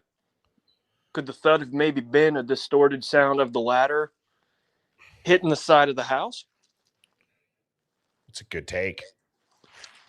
That ladder's got so many people in a pretzel. I mean, full transparency, I haven't thought too much about the ladder. I haven't. It's something that people are always bringing up. I mean, yeah, if you think about an aluminum ladder against the siding, it would make a thud. Yeah. Yeah, hell, look at Clark Griswold when he fell off the house into the tree and then went back into the house. That was a hell of a thud. That's true. How do you think they got in? Do you think they used the ladder? Do you think they went through the balcony? Do you think they went all at entries or what? So I'm thinking, just personally, I'm thinking one or two people went up through the sliding door in Kaylee's room, because that would have been easy for Dylan or Bethany to go up and unlock before she came into town, because she's not going to think anything of it. I mean, that was a party house. They said the doors were always open. Okay, Kaylee's not going to think anything of it. I definitely think someone was either came in the front door or was standing down at the bottom of the steps next to that front door. In the front. Oh, for sure. Driveway. Yeah, there's no way someone's going to go, hey, I'm going to light off a bottle rocket here at 2 a.m. or 1 a.m. I agree so with Bethany's that. saying, oh, it's a firework. Yeah, give me a friggin' break. You know what you heard. Don't be a stupid asshole. It's a GoPro that launches bottle rockets. Yeah, it's yeah. No, it was a I saw a flash, but it may have been from Baby Daddy or whatever the fuck show she was watching. Yeah. But it was a beer pong ball falling down the steps. I heard multiple bangs. It's not a bang, you dumbass. Right. I fully believe she could have been the CI. Maybe that's why she wasn't called in to testify. She was the CI. Dylan wasn't harmed because I still think Quinn Kelly was in on it. You've said that for a while. Well, you hear somebody go, Kelly. I got dumbass nicknames from my buddies ever since high school. Yeah. Yeah, I see it. Yeah, we don't even call, we call each other different shit, but I don't know. I also think that there's a possibility that Jack the Core was involved, because you hear in some of the camera footage, you hear someone confessing how they thought they'd be with Kaylee forever. And let me put it this way. And I don't know if I said this the last call-in. Girl I dated in high school. First love. We thought we were going to be together forever, whatever. She goes to school, which was right down the road from my parents' house at the time. She went local, Wasn't even a community college. It was just a university. That's besides the point. She meets new people. She and I break up. Broke my heart. You know, it is what it is. Typical high school relationship, whatever. Was I upset? Hell yeah, but I'm not going to go and friggin' stalk the girl and have my buddies keep tabs on her like Adam. What was Adam? Jack the Core's friggin' pimp? Yeah, well, the whole Adam thing too is one of those things in the narrative that I've said for a long time that if that never was said, I would love to see where we'd be at today. How much did that influence the entire talking points around that walk home from the grub truck? Who puts two of their female friends into an Uber and then freaking bolts it down the freaking sidewalk? Especially leaving a bar. Anytime I did that, I was just trying to find my own freaking Uber, and I wasn't walking even in a straight line, let alone going for a little jog. Right. And Christopher Bond said Adam had cut hands from a ham sandwich. Remember? I do remember that. It was so weird. And Assman, I appreciate the call, brother. Enjoy some Bush lattes tonight, and I will talk to you soon. All right, brother. Have a good one, Cheers. man. Peace. All righty.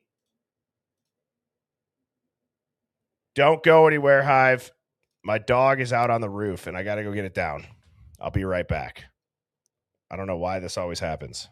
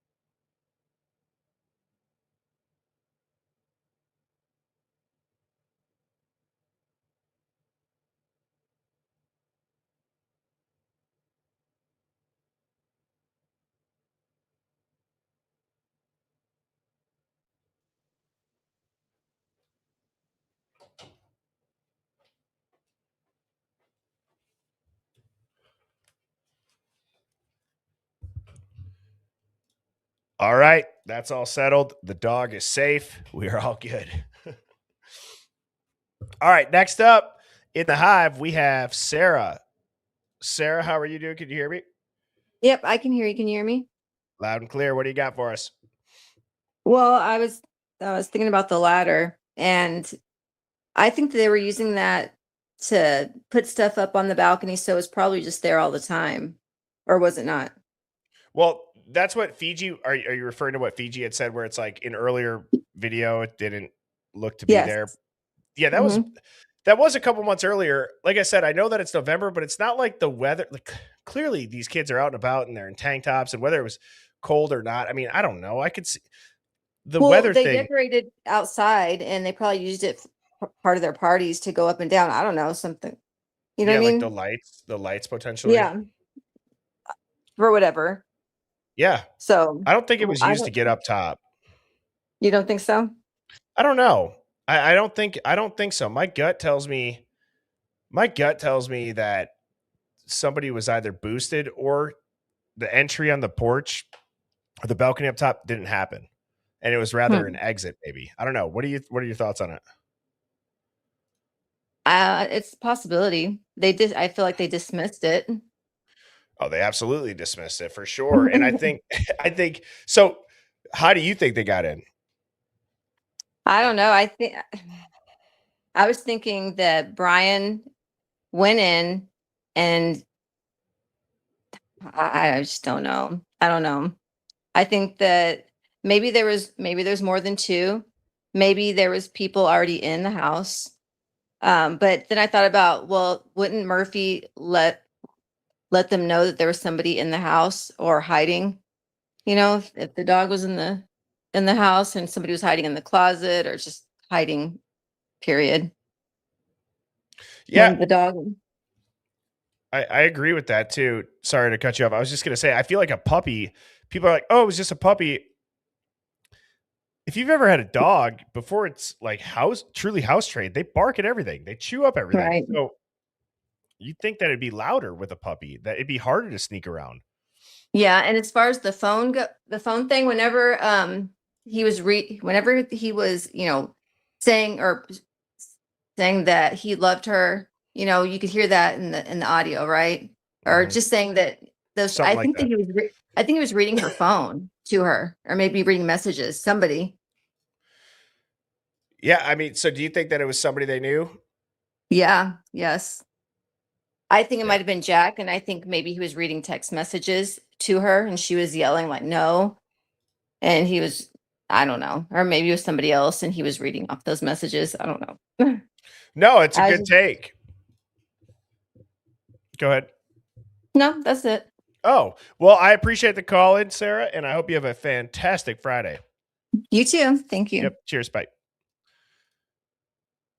All righty. We got 2 more people left backstage. We have Investigator Bus and we have Claire UK. So, and then I'm going to have Rolo up too. So this link is for Rolo. I unpinned it right when you try to click it. So Rolo, link is coming in the chat. Get ready. And those will be the last 3 calls of the evening. Now, next up, we have Investigator Bus. Yo. What's up? Oh, just enjoying a fish fry on this Friday night, watching the stream. Nice. Yes, sir. So you had 2 points that we want to answer here. 1, how did they enter? And 2, how many people? Yes. So I do want to touch on both those things, but I do want to come back to a crazy theory because I mentioned to you, I think a couple days ago, my crypto theory. So I think that this is all just a crypto hit. One of them has a Range Rover. There's clearly a lot of money somewhere, and college kids talk. I'm sure it was probably just like a nonchalant, oh, look at how much money I have in my crypto wallet. And instantly that puts a hit on someone. Next thing you know, they're looking for the Range Rover. Next thing you know, it's an easy target. They got to wait for the people to leave for the bar. They go and check to see if the door is unlocked. Now, here we go with how many people. And how did they enter? I think they just walked in. I think everybody was out of the house and they literally just walked in. And now here's where I get to the how many people. I think there was 3 people, but I think one of the people that actually died was in on it, and they ended up turning on that person. Oh, wow. So you think that if So there was they 3 turned on him at the end. So this was somebody knew that was inside how much money someone had, like one of her friends or something. And then they told 2 people that they knew or could pull off this heist, got them in the house. And then they basically just hid in each room. Like they had 1 person in each room, maybe 2 in each room. And then it was basically just a planned attack. One of the things that you said that not many people have said, which I can appreciate, is the simplicity of how you described it. So let's think about this, Bertie. Let me finish this point. So sure, go ahead. The crypto, you're using crypto, but that could be applied to drugs. That could be applied to any situation that you want. Right. College kids talk. And let's say that it is crypto in this case. Somebody says, oh my gosh, did you hear how much like this person's dad is in on Hex? They got 10 bank accounts. They got a ton of crypto. Well, then if that ever gets outside their circle of friends and it does get into somebody who's connected to, let's say, said gang or some other nefarious group, to your point, the simplicity that I like about how you stated it was they could have just walked in. Yeah, it was a robbery. It was and I think, someone mentioned there was a gun. I bet there was a gun. I bet it was gunpoint. You got to send me all the fucking crypto. Where's the crypto? Where's the crypto? Send me it. And then once it's sent, they kill him. I mean, it's untraceable. Now we have to think about 2 questions here, or maybe just 1 question. Okay. And it's why do people kill people? Okay. And it's really 3 things. It's either for money, revenge, or for self-defense. Now you got to think, did BK have any injuries from people fighting back? No. So there's a huge question that we can't answer. Yep. He didn't have any injuries from people fighting back. So why do people kill people? Is it money, revenge, or defense? When we go through the crypto theory, it checks all the boxes. Yeah, I mean, I don't disagree with that. I do. I mean, because it provides a motive, essentially. Yeah, and this isn't random. I think that's what people got to understand is, I don't know if many people know about crypto, but me personally, I've actually looked into a case in 2016 where somebody got murdered over crypto or schmurdered over crypto, and then $50,000. I mean, simple. That doesn't seem like a lot, but it is. $50,000 in an account. You send that to somebody, it changes their life. And then, you say, okay, we'll all split it. We'll all split it. And then what ends up happening is they all just rat on BK and take it all for themselves. Somebody brought up a good point. I'll ask you this question, and then I'm going to move on to the next caller. Sounds good. But what is this? Or what are your takes on this? So Christopher Bond said, if it was just a robbery, the neighbor would not be lying about not hearing anything, though, which is a good take. How do you explain everybody staying quiet and then like the redactions? And if this is a robbery, it was a robbery. Why the protection of everybody? Say that one more time. I'm having a hard time understanding the question. My bad. So if it was a robbery that escalated, that's not an unusual thing to happen in anywhere in the world. Right. Why redact all of the court documents where they put the black boxes on it? Why not come out and just tell the truth on it? I think it's a third party that the crypto was sent to that they're trying to make sure it doesn't get caught. Now, this all goes back to when one of the dads was even saying we need an alpha to step up here, or something like that. Dad. And, I mean, dude, this goes so far back to all that stuff, but it really is, what's the motivation? I think that is something the Hive needs to really, I think we're thinking too hard about theories. Let's think about the why here. And then that'll help us, figure out, why would someone do this? Is it for money, revenge? And it can't be self-defense if they're in their own home because they all died. Yeah. Well, I appreciate the call. Yeah, and I thanks think for having me. Great takes. Have a good weekend. God bless. Peace. See, I like that. That makes you think. You know what I mean? That was a good call. I mean, the crypto thing isn't mentioned as much as it's just kind of brought up. Nobody, even myself, I haven't gone that deep into it. So anyways, thought it was a great take. Thank you so much for the call. We have Claire from the UK, and then we are going to finish with Rolo Moda for our last caller. But Claire, you are now live. How are you doing? Hello, I'm good, thank you. Can you say everybody. Dylan's a wank? Can you say Dylan's a wanker for us? Dylan's a wanker. I'm going to add that to one of my intros. Come on. No, I know. I'm going to use that in my intro. Instead of God damn it, Jeff, it's going to be Dylan's a wanker. Right, first, I won't go long, but let me just put a baseline down, because I've been in all day feeding hand-reared kittens that were born early, so I've been deep diving into fraternities. Sigma Chi has an Alpha Male of the Year award. Did you know that? I did not. These fraternities that say, oh, let's just have world peace, they have an Alpha Male of the Year award. How is that not making everybody like making a hierarchy? I was on their Instagram all day and other sororities and places.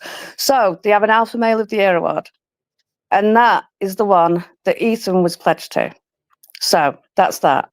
The next is Maddie and Xana left their sororities.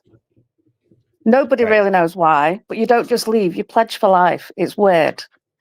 But on their sororities page, they still say that the members of sororities, they're sorority sisters. So they never say anything. They just still put remembrances out that there were sorority sisters when they weren't. And another one is social media and going off likes, the most likes, the more popular. When the Greek restaurant, which closed not long after the murders, which is weird. Yes, when the he Greek puts restaurant. out, when he Mad Greek, that's it. When he puts remembrances out, Kaylee's gets a hell of a lot more likes and comments than Maddie Zarzana's. Just saying. So think about all that, okay? Yeah. And now think about the 4chan post where they said Jay was supposed to keep the girls away.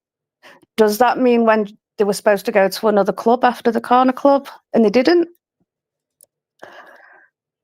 Could be, but they got in because they were kind of already there. Because I do believe, because of the 4chan post saying that they hope Ethan's family know that that night he was a sobro, that he was sober and he was hazed. After he got home, because he drove home in that black carry trucky American car thing. That's interesting. I'm gonna have to look into a lot of that. Like I always wondered if it wasn't a Domino's driver, if it wasn't, again, going out there, I was like, do the frats have like for the Sobros, do they have a car that they use if you're a freshman Sobro? Well, what I was looking into today, they just do it in turns, like a rota. Or you might call it a roster. I don't know what your name for it is. Like, are you saying like people who are a part of something? Like you'd have a thing on the wall and somebody's name saying they're that for that night. Roster, yep. Roster. So I think 4 of them came from Sigma Chi after Ethan saw something at Sigma Chi. They came from Sigma Chi before Ethan came back. And they either put Murphy in that spare room and Murphy knocked off the Sensi and smashed it, or they were in that room. And he just basically told Dylan and Bethany to shut the fuck up, stay in your rooms or else. I could see that for sure. And then the girls weren't supposed to come home. But maybe Xana messaged the girls to say, Ethan's in a bad way, he's been hazed. Come home. So then they decided to come home, which is that text messaging at the grub truck, because they were supposed to go somewhere else with Jack, but then they wanted to come home. And they were all in Xana and Ethan's room, finishing them off, and then the girls came home and they maybe tried to get out. Somebody tripped over the dog and they found everything, and poor Kaylee and Maddie were sorted. Maddie first, though. That's all that, Claire, is a great take. I always appreciate chatting with you. You definitely, I like how you look at stuff. So I will be looking into that. I hope you have a fantastic, what is it, Friday afternoon or Saturday afternoon already by you? It is Saturday morning at 20 to 2 in the morning. Well, I hope you have a fantastic rest of your morning and you get some rest. I'll try. Thank you. Yep, Love cheers. to all. Yep. Peace. All right. I'm super excited to chat with Rolo. I got him backstage. I'm going to go ahead and bring him on up here. Rolo, you got me? Mic check. 1 2 1 2. Loud and clear, man. Yep. All right, cool. Well, nice to meet you, bro. Yeah, nice to meet you as well. I've seen you in the chat. Like I said, people are always hyping your stuff. I've checked out your videos, and I know sometimes like in the call-ins, depending on what point people are trying to make, it might not always be like the best topic of it, but I appreciate you popping up tonight. Yeah, you're welcome. Likewise. Well, I came into this YouTube thing because it was a 1227 in the lane footage when they got dropped off. And it does look like Ethan, but it's not him. It's Comrade Harrison, the one that's in the noise complaint calls that comes out with Hunter Johnson. Okay, that's the guy that looks like Ethan, right? So I saw that one of the guys that he did this weird thing, like where he like bangs on the steps, where where you go up the stairs to the apartment, and he pushed, like he banged on it or something, like he like put something in there, like what the fuck. So I zoom in and all that, and it looks like he has his knife concealed, right? I never knew who that was, but then I figured it's Hunter Johnson with a knife. This is way before we found out Hunter Johnson had a knife or grabbed a knife. Whoa, really? Remember? Yeah. No, I do, but I don't remember that. I don't remember that previous footage. So you already thought he had a knife, and then that's my first video. Yeah. Wow. I'm like, this guy has a knife. Like he's concealing a knife and he hides it. He hides it. And you got Jeff H and his little crew trying to debunk me making a video that was a mailbox, but it wasn't, you know? That's But crazy. that's my first video, and you know, trip out on, you know, like how 2 years later, all of a sudden out of nowhere, Hunter had grabbed the knife. That's wild. So, dude, you probably you were And probably that's shitting your him, you know? pants. Yeah. Yeah. Wow. So, tears, literally, you know, like what? Like I felt like I was like, you know, like vindicated or whatever, you know? Yeah, yeah, vindicated Yeah. and So reinvigorated. so then you got the body cams, the Banfield. I see all these weird things going on, right? Like I could tell when people are sus, like, you know, like kind of like signaling, like I've been in prison, bro, you know, around Charles Manson's or Hand, maximum security yards where it's like, you know, like you could feel when something's gonna happen, you know, just by the vibe, just by people's, you know, like body, just by their body language, you know. Mhm. So I'm seeing these cops and this whole interaction. I'm like, something's off right here, you know. And like the way Saeed runs up on the cop with the beers, you know, and then he has his hand in his waist, like he's gonna pull out a gun. Like, you do that shit right here, you're gonna get blasted. So right off the back, and then the Tesla walking back with the other guys with the lights off out in the dark. You're not supposed to walk with three subjects in the dark like that. They could take your gun or something, you know. So I'm like, there's something odd about this, you know. Like he either knows them, like he has like he has trust in them that they're not gonna do nothing to him while walking back while they're behind them, you know, in the dark, you know. So then you hear the part where like, stop it, Kaylee. You know, that's Kaylee straight up. And I'm like, what's going on? You know, so something's going on right there. And then I start, you know, just watching the videos. And next thing I know, I started seeing these like movements, these blurry things, clouds, and like I'm like, what the fuck? You know, I see these movements. I'm like, something's going on right there in the background. So I start zooming in and I see attacks. You know, so next thing you know, well, I you know, I make videos about they're getting attacked right there, and I don't know if you've seen the footages of the whites where there's blood like right there, like right where they took the last picture. There's blood right there outside Emily's apartment. You know, Yeah, well, I know that there's so been blood outside the last apartment. These were some of the videos, like these videos here. I don't know if you can see the screen. These were kind yeah. of when I started finding your page. And like I said, no BS. Like I am colorblind, but I see your point on the Oh, I have the manipulation. black and white ones. I just made black and white ones, and all those I have new ones. I'm gonna upload it, you know. But Oh, nice. I was messing with them. I screen recorded my recent ones that, you know, come out a little better, and I did in black and white. And then watch the ones I'm gonna upload. You're gonna see it way better. But yeah, That'll so be helpful. yeah, so I was the grub truck footage. You know, when they get there, the girls.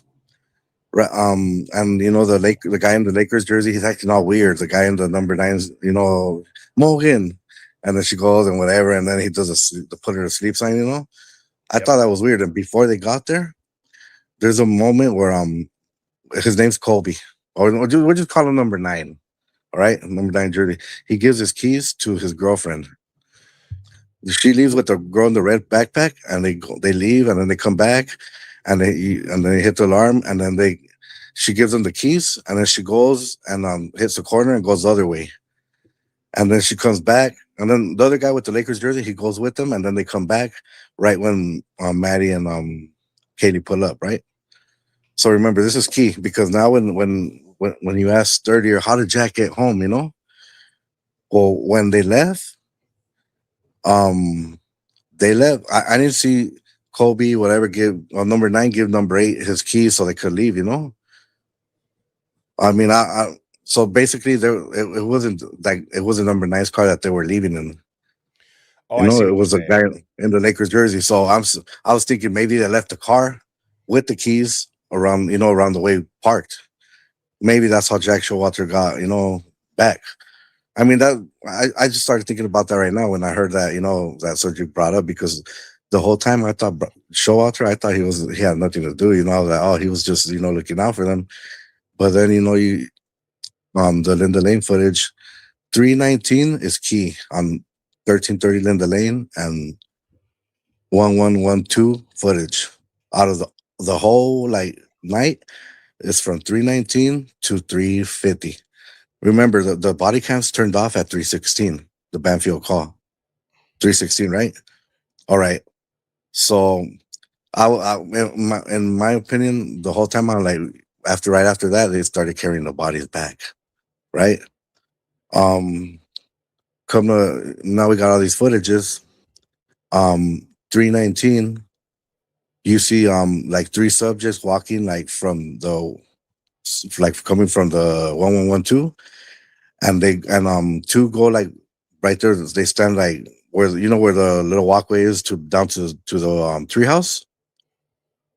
Are you talking for the You know dumpster cam, or are you talking about the car park? No, the car park. Oh, okay. Okay, Jack Showalter lives right there in the corner apartment. Straight across from that footage, like where the cars are parked behind them. So when they walk up, it's like 3 subjects walking up, and one goes in between the Jeep that takes off at 423. And there's another car next to it to the right, which is Jack Showalter's BMW. Dude, you got It's zoomed like out. yeah, it's like on the right side. You see 2 poles, right? Where that truck in the middle. Okay, on the top corner of that pole, on the left side of it, on the right pole. Okay, here. The other one. The other side. Oh, no, okay, more to the left on this side, on the left side of the pole, on the top, right there. That corner in the bottom, where you could barely see like the part of the parking lot. That's where Jack Showalter's car is parked at, next to that black Jeep or whatever it is, that SUV. Okay, more to the right, yeah. But when they walk up from over there from 1122, one goes right there, and then you could hear a plastic bag or something, some kind of plastic being laid out. They lay it down, and you could hear like something's going on, and then you could hear like when you toss your boots, like you get home from work and you got your your diehards or whatever, and you toss them. You know that sound that it makes when they land. That's what you hear. Okay, that guy's right there, right? And other people, they walk over there where Jack Showalter's apartment, and he goes in there, and then one stays outside. And then that guy that changes, he leaves, and when he walks away, he says something. You could hear him talk to the people right there. And then he walks toward over there towards 1122. And then after that, the person that's outside, you could hear them go inside the apartment with like Jack Showalter. And they're in there for like 5-10, like for 3-4 minutes, and then you hear a knock. And it's excuse me, hold on. Let me get a drink. I got the cotton off. You're good. Okay. There's a knock right before he comes out, because you could hear the alarm key, like from the the BMWs. They have a unique sound when you unlock the car and when you lock it. Yep. Okay, right before that, like a minute before that, there's a knock on his door, and it's like with authority. I started thinking about that, because that knock, who's knocking at your door almost at 4 a.m, like pop, pop, pop, pop, pop, that's like a cop knocking, So right after that knock, the door opens and all that, and then somebody walks out, and they go, and then when they walk out, they hit the alarm to unlock. It was Jack Showalter's car, straight out. There's no denying it, and even you can hear the door the timing from when you hear the door unlock, which is a gun rack sound. The gun rack sound, that's the doors. That's that throughout the whole night you could hear when those doors open. That's like the hotel doors. You know how when you're inside and it's locked. Yeah, and like you don't have to unlock it. You could just like pull the knob and it unlocks it at the same time when you're inside. That's when it does that sound like that. When you're inside and you just unlock, and it unlocks at the same time. That's like shh. Yeah, I mean, because it unlocks the door while you're opening it, and then when you let it go, the handle, it comes back and it does that other sound like shh, the second one. It's twice. Yeah, it's like yeah. It's like a the ratchet. first one is like, the first one, you pull it and it opens the door, and it unlocks the door and it opens it at the same time. That's a shh. And when you let it go, it does that the other shh. Dude, you know what we should do here on like Officer, I don't know if it'll be good enough, but I'd be curious on Officer Gunderson's body cam. If when we hear, are you saying in the Queen Road apartments, Those are the type of doors they have. Yeah, all those apartments they have the same door, those doorknobs, those latches, whatever they're called. When they're knocking on the doors, you could hear those same sounds every time. Every time they open it, you hear the same sound. Maybe on some you don't because they might not have it locked from the inside. You know, it might not be locked. Dude, but on most of them you could hear it, especially on the corner one where the girl said that their boyfriends are out hunting. I mean, oh, my boyfriend went hunting at 5 a.m. When that girl opens the door, it's the same sound. Even the guy that said, "Oh, I had my headphones on." I didn't hear nothing. The guy with the U.S. Marines shirt, the same sound. But trip out. So when that after that knock and in my opinion it's Showalter because he I mean this is the BMW car right there. He unlocks it. By the time you hear the door unlock, the opening, and by the time he unlocks his car and he gets to the car, it's like not even 5 seconds. I mean, he's the one that lives right in front of it, like in the first apartment, the corner apartment. And he starts doing the same thing, starts changing clothes, this and that. And then he gets, in my opinion, the other person that changed, he left his clothes there, and then whatever he took off, he gets his clothes and he throws it in his car. He opens the door, closes it, and then he locks it. When you hear the alarm, when the door closes and the alarm, he runs like 3-4 seconds, not even 5 seconds. You hear him get to his door, you hear him opening it, and then he closes it, and then you hear the little lock like twist. And then that's already like at 3:30 something almost. And like at 3:51 or whatever, that's when they come out. In my opinion, I think it's Dylan right there with them, you know? Because when they're walking away, you could see there's a certain point where you could see like a cell phone in somebody's hand. And that's at like 3:50 with like 50 something seconds, you know, almost at 3:51. Yeah. I could be wrong, but I mean it's just too much of a coincidence. And they walk towards they split up. One hits the left to the back of the parking, and the other one goes straight. Okay, this is so at the time when these characters came from 1122, which is 319, right? These 3 people walk this way, right? At that same time, one walks the other way. It's like they came out of the 1122, 3 walk to the right. They walk out the house, whatever. 3 hit a right, and 1 hits the left. The one that hits the left, he goes up to the dumpster. He's on the 112 footage. That's the guy in the Lakers jersey. And you know who that is? That's Bethany's boyfriend, Kai Davis. The whole time I was trying to ID him. Who is this guy? Who is this guy? I was like, I had like 5 subjects, this and that. Is it him? Is it him? Is it him? And you know, once you could check the dates on my videos when I started putting about the guy in the Lakers jersey and the number 9 that they're involved.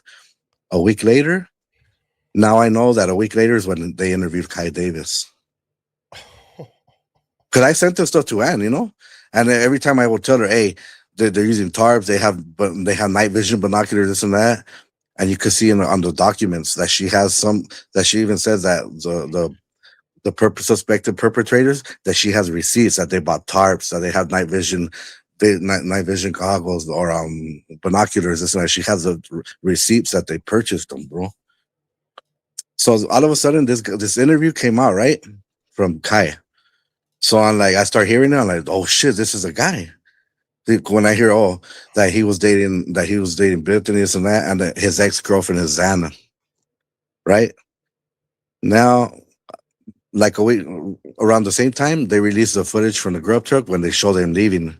Now I see what they left driving in, just a car exactly like the suspect vehicle, a white car. Why did they hide it the whole time, bro? You know what I mean? So you see this guy leaving at 3:19, 3:20, right? He looks in the dumpster, whatever. It looks like he's carrying something. It looks like he might have done something in there or might have not, but he walks away. He's blurred out, but I mean, I'm pretty good with, like kind of blurring that shit. He leaves at 3. By the time he walks away, it's like 3:20, 3:21, right? 10 minutes later, at 3:31, he comes back in the white car. That's the first sight of that car. Supposedly Brian Kochberger at 3:30 to 3:31. That's him. You know how I could prove it? Because at like 2:30, around anywhere from 225 to 230. I have it on my videos. Okay, when the girls leave on the girl truck and they go whatever and they do whatever and they come back, you could hear the honks on the car. And then they go in there, they go over there and do the other thing.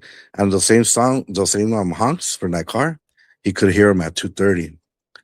And it sounds like he left it parked like on the other side, like on Taylor.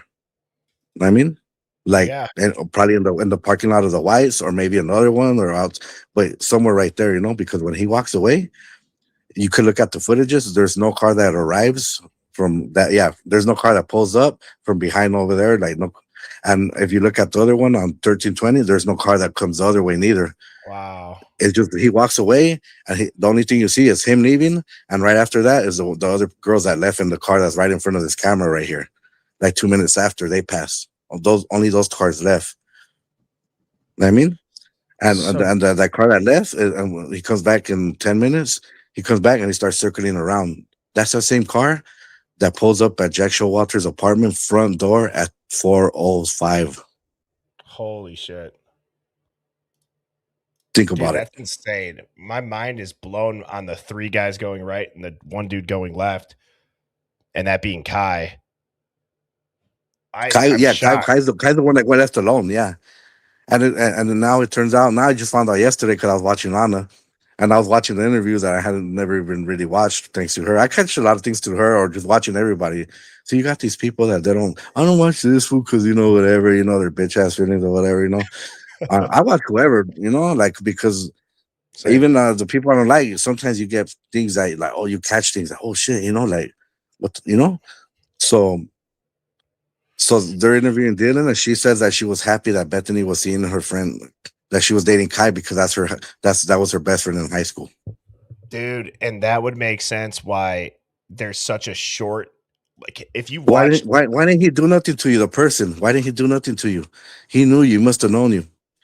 What did she describe? A basketball player, a guy, he's wearing a basketball jersey, bro. The Lakers jersey.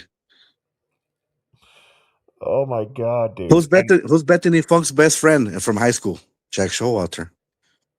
Why did they ask Bethany in the interview? And the footages, do you recognize anybody behind your friends? That's like when they're getting the food right before they leave, the person standing behind them. Do you recognize anybody? They're asking her for a reason, bro. Because it's her boyfriend. I mean, he's right there, right behind them, acting all weird and shit, like a fucking weirdo, bro. And she's like, I think, I'm not sure. I mean, it kind of looks, but I'm not sure. And oh yeah, don't worry about it. Like they know what they're asking her. It's like when they asked Dylan, I want to ask you something. By any chance, did you know the passwords to your roommates' phones? Why did they ask her that, bro? It's for a reason. Because they know that somebody was accessing their phones. There's a lot of things they ask for a reason. Has Jack Showalter been in your house? Are you sure that he hasn't? Why? Because in my opinion, his DNA is there, bro. But then they try to throw it off like they found it in his house and it wasn't blood. But you know that I think it was you showing that footage yesterday. I was catching one of your replays earlier before I went to sleep in the morning. You were showing the footage where Payne and I think it's Blaker and they're outside Jack Showalter's apartment with the light, the fluorescent light, whatever, and they got blood right there.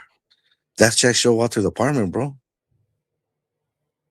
Dude, I'm mind blown too because now that you just said, for whatever reason, right now it clicked with Kai. I've always wondered who is the short redacted name in Dylan and Bethany's interview. Have you noticed it's just a quick blip? It's like and that would make sense. It's not Bethany. Yeah.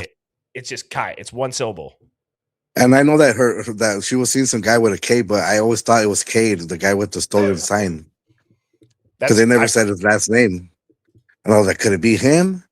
I was like, that was my suspect. But once it came out with this guy, Kai, and I saw him, and I was like, oh shit, that's the guy with the Lakers jersey, like straight up. They were hiding him for a reason. Why does Bethany Funk have exculpatory evidence? Because it's her boyfriend, bro. Oh my god! Even Dylan in that interview when she said that Kai was her best friend, she said that Kai and Ethan had differences or they had misunderstandings, whatever. That basically that they had beef because Kai was jealous of Ethan being with Xana.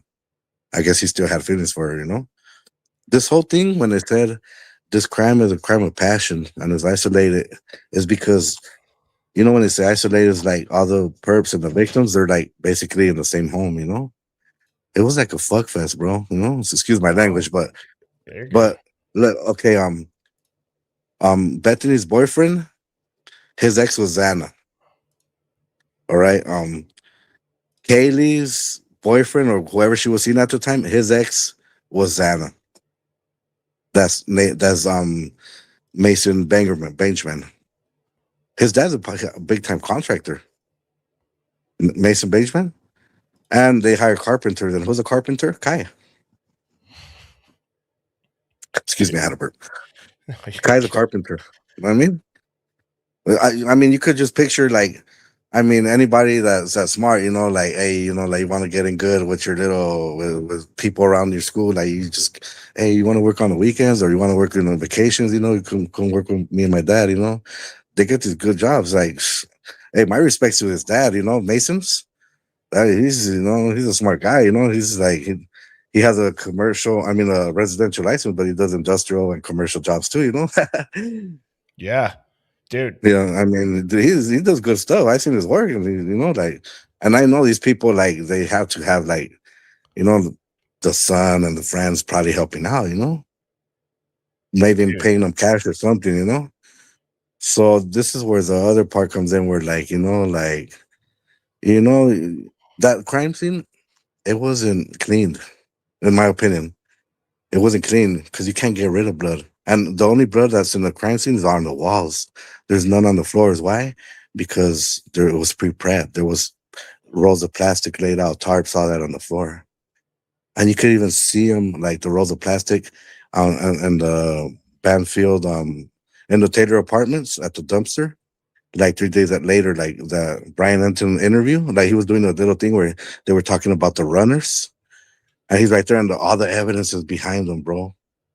You could see like the rolls of plastic and all that, a bag's full of like you could see inside the bag is you could see like bloody towels, you know. What? Maddie's jacket hanging off the fucking trash can, like literally hanging. You could see the rip on the coat. Dude, my mind is blown right now. And then I got this other video where right like a week before the murders, they're in the apartment where they were chilling at, right? And there's a couch standing up in the kitchen. And they're like, don't touch it, this and that. It's gonna get dangerous.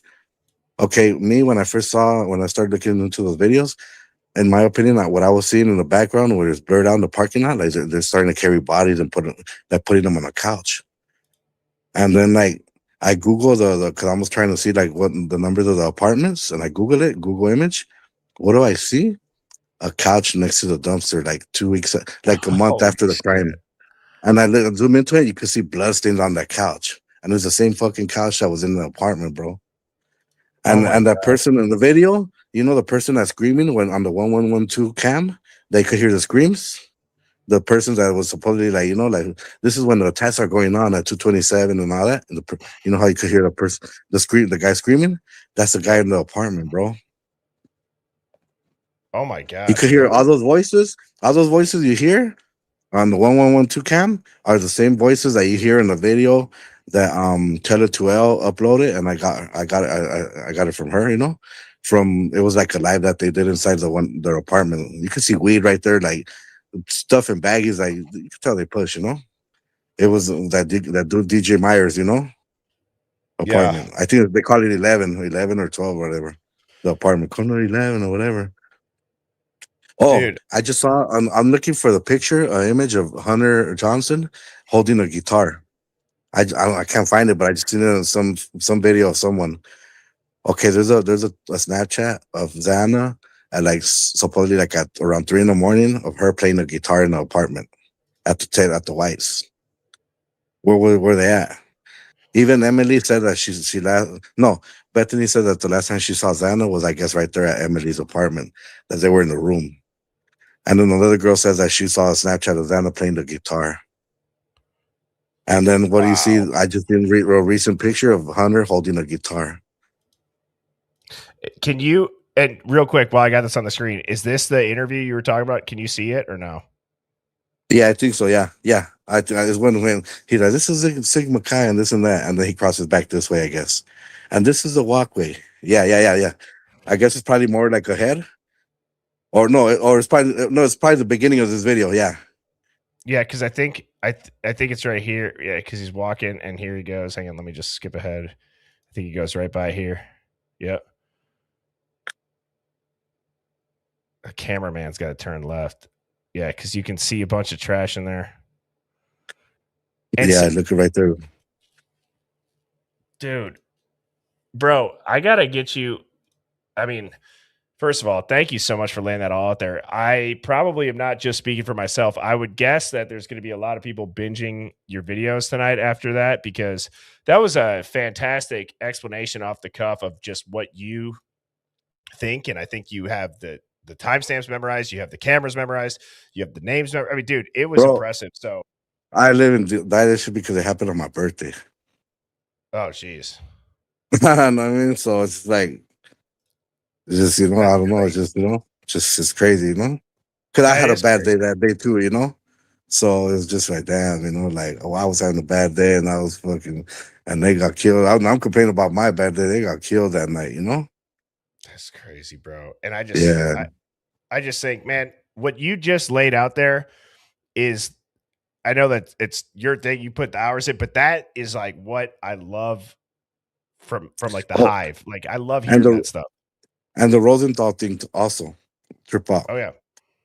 So I always thought that the 226 car that it pulled in, whatever, it wasn't them. It wasn't, you know, I said, oh, it's the cops pulling into the tape to the whites, but it wasn't them. It's another car that parks somewhere by Enan Harsh's parking lot, you know? So that I did do a mistake right there, but Are you talking about suspect vehicle 1 being the Ford Fusion? no, there's a car that passes like at 226 on the one on the 1320 Linda Lane, the dumpster one, Okay. where I said this car pulls into the whites, and that's the cops because when they turn on the cams, they're parked the same way. But we didn't have the 1112 footage, you know. I was just throwing a guess out there, you know, like, but it wasn't them, you know. It's the car that pulls in, and they just. But what it does, it hits the right in between 1112 and the 500 Queen Apartments, and it parks in the back by Enan Harsh's apartment somewhere back there. I think it was probably even him that got home at that time. But I think he heard things, you know. I think he heard things, and he was trying to put him out there, and he got because he said that when he went out to throw the trash out, he was approached by the cops and by people, and that, you know, he didn't say what, but that he was approached. So I think he was threatened, you know.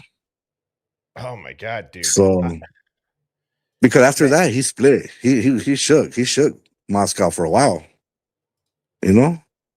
And that's why then you got Doc Thrifty because he saw some random cat dumpster diving going back home. He's like, oh, that's even the harshest fucking cat, you know? Like, get the fuck out of here, bro. You know? I saw what they try to do with me right away. With my videos, they laugh and they ridicule them and they work for a while. Dago and everybody used to ridicule my videos. All of a sudden now they're all like trying to, you know, like night crawl back, you know, their way back into, you know.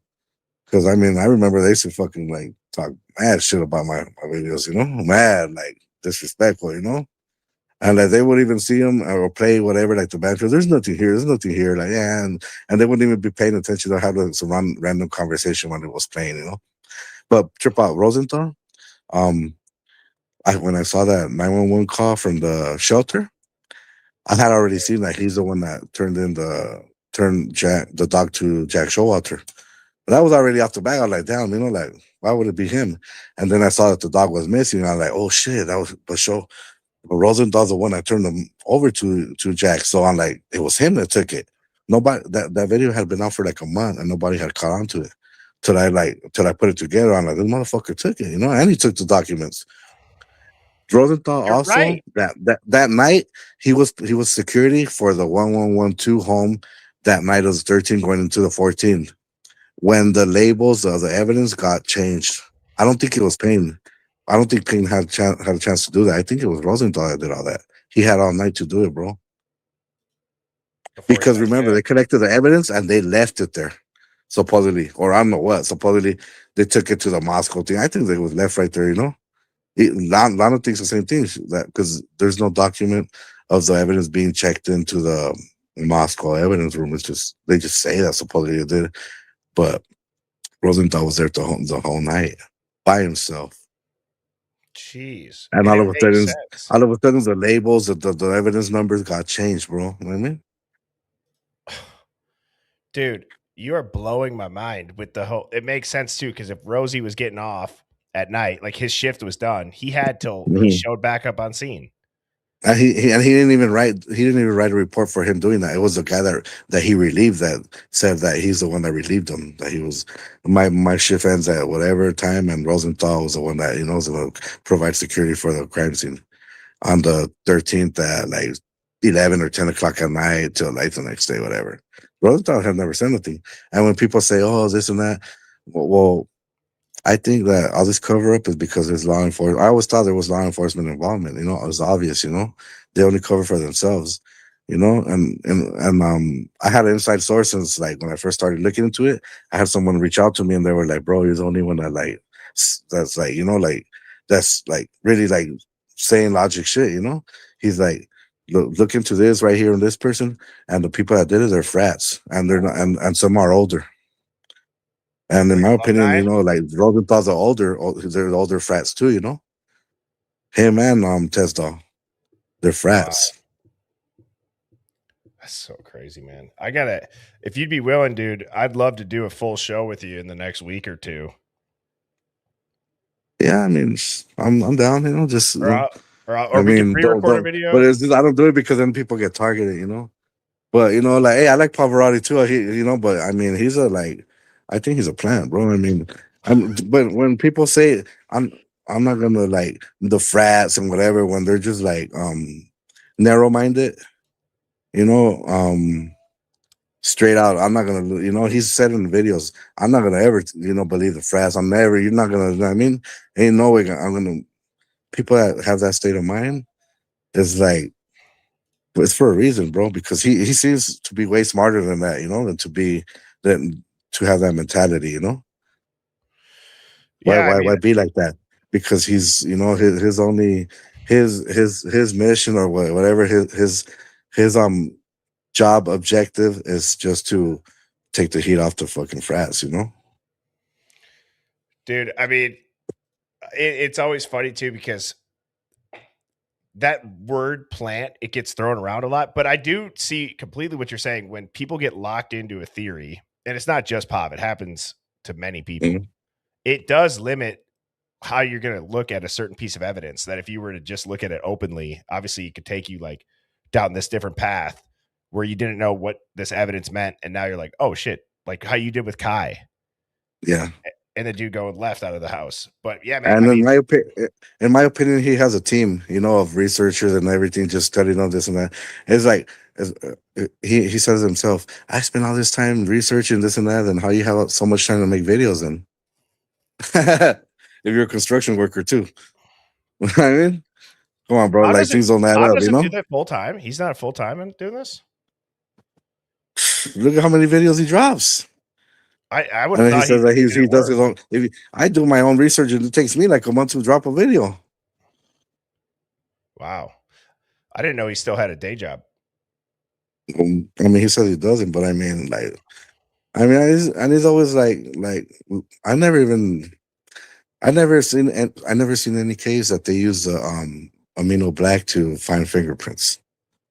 I could see them maybe try to find some fingerprints like where the blood is at, but I mean, you would see like there's a fingerprint with dry blood, You don't need amino black for that. It just sounds weird, like on this video how he says that they use amino black for fingerprints. That doesn't make sense, Dude, I don't know if you heard they use powder. Right. And I don't know. Yeah, they dust for it. And I don't know if you heard the beginning of the stream. I got this dude who he's like a big time forensics dude that does crime scene investigation and death investigations, been doing it for 18 years. I'm going to ask him that question. When have you ever used amino black to find a fingerprint? Yeah. That's a great question. I remember there's no prints really throughout the whole house on the floors. The only I mean evidence, even bloodstains. The only bloodstains that are at the crime scene, this crime scene, because I think it's multiple, are on the walls. There's none on the floors, bro. Probably on something that they said. Oh, and when they say Xana was wearing all black, you know what I think? They were gonna stage her in the wrong room. That makes a lot of sense. That's That's why. That's why now that other girl that did the video of the Xana supposedly her Apple Watch showing that she went up, that's at the same time that Xana was wearing all black.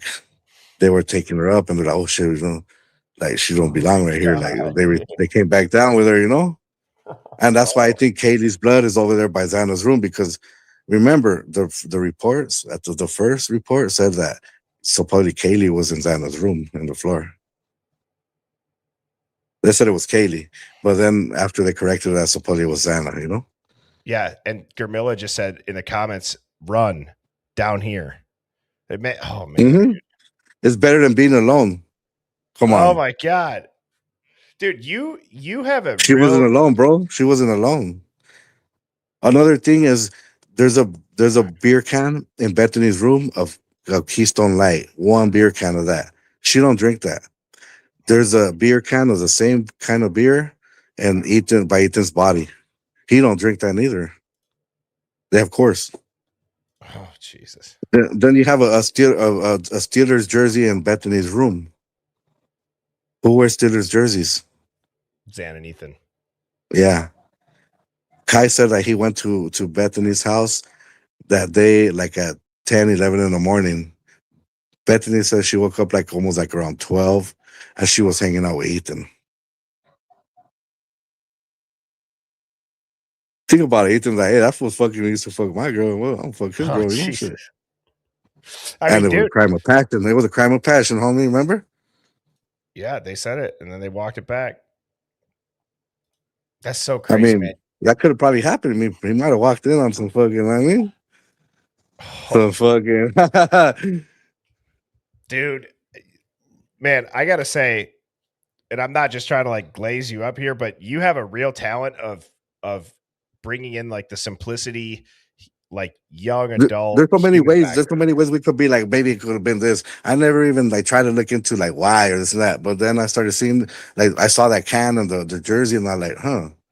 I never seen her in the jersey, Steelers jersey, Dan and Ethan, yeah. And I try to look into the number, you can't really see it, Like you can make out not even one number, But then you see the beer can, it's just like that beer can stands out because you know how some people when you drink beer, some people twist the tabs, some people do like a little crush on the top, some people do the bottom. Okay, this one has like a little crush in the middle of it, and the other can that's like where the puddle of blood is at by Ethan's body has the same crush on it too. And remember, there's a document that they interviewed some people at the Whites that they were like kind of like suspects, right? And that the guy said, "Oh, my roommate left because he had pains in his bag." And then I went to buy a case of Keystone Lights. We went halves on it, and then I guess supposedly, if my how does the pain say? If mind recalls or whatever, if memory recalls, well, supposedly when they went to try to verify that, they couldn't or. There was something about a McDonald's also that it was a lie, and that's them. They didn't go. Yeah, you know what I'm saying. And then Kai lies. He says I suppose he went to the game, but he didn't go in the game. He's tailgated, and then he went home and ate and went to sleep. He didn't go home. He went to the fucking grill truck.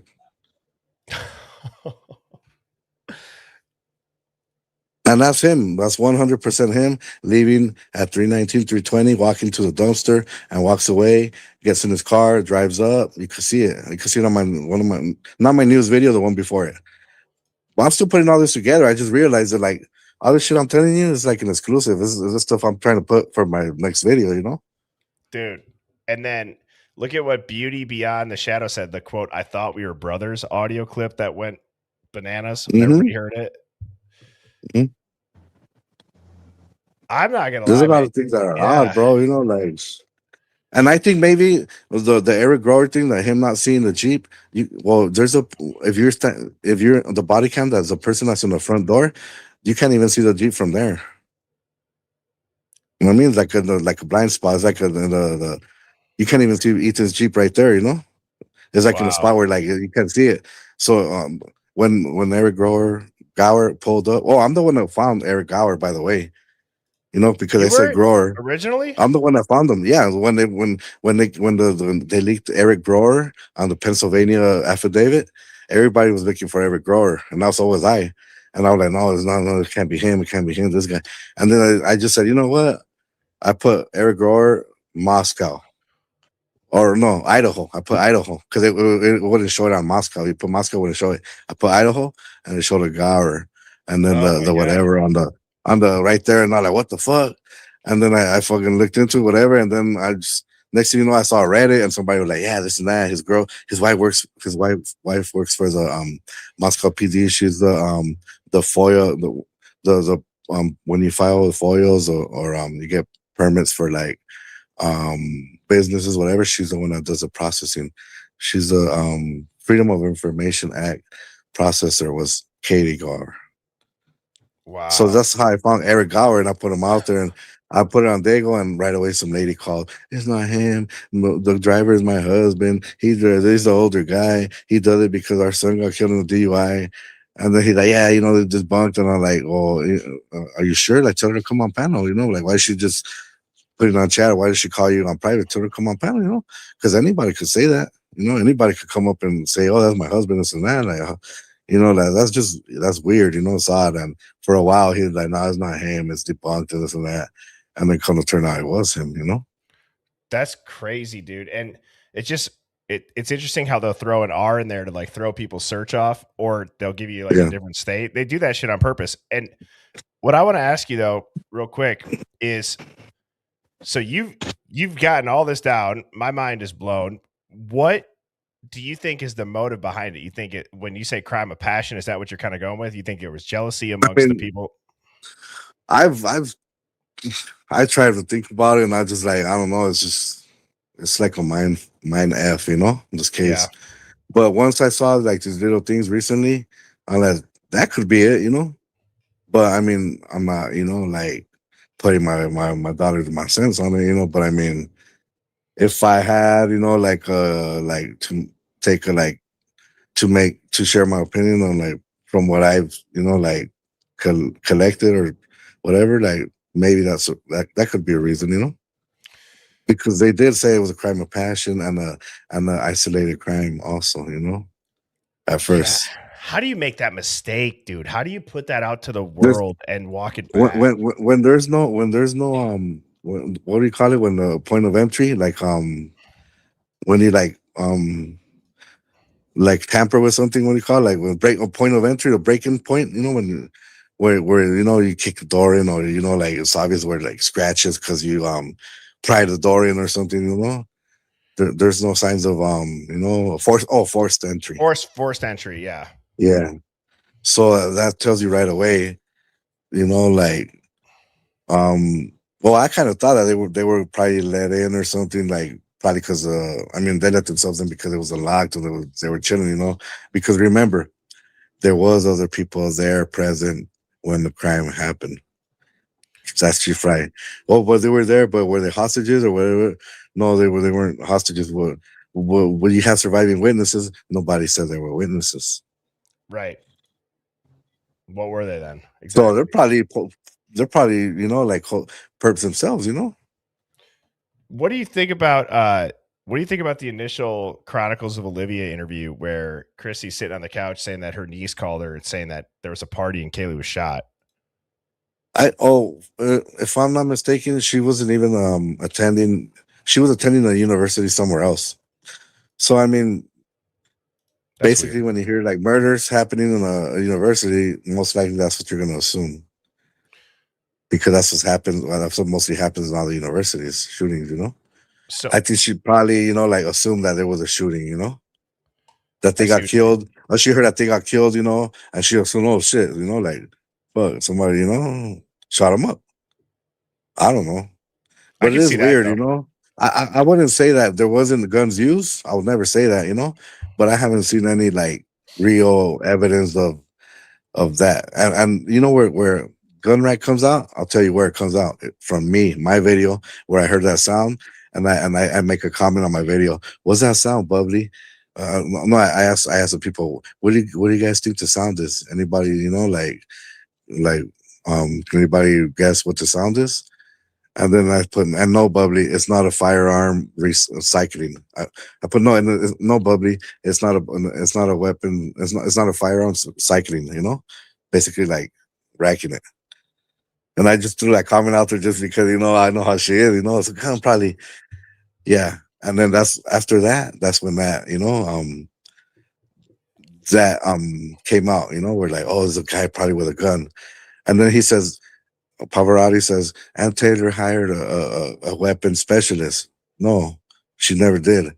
Her weapon specialist, where he got that from, that's Cyray's. Cyray's resume says that he's a weapons an expert. In ballistics and all that. He's a weapons expert.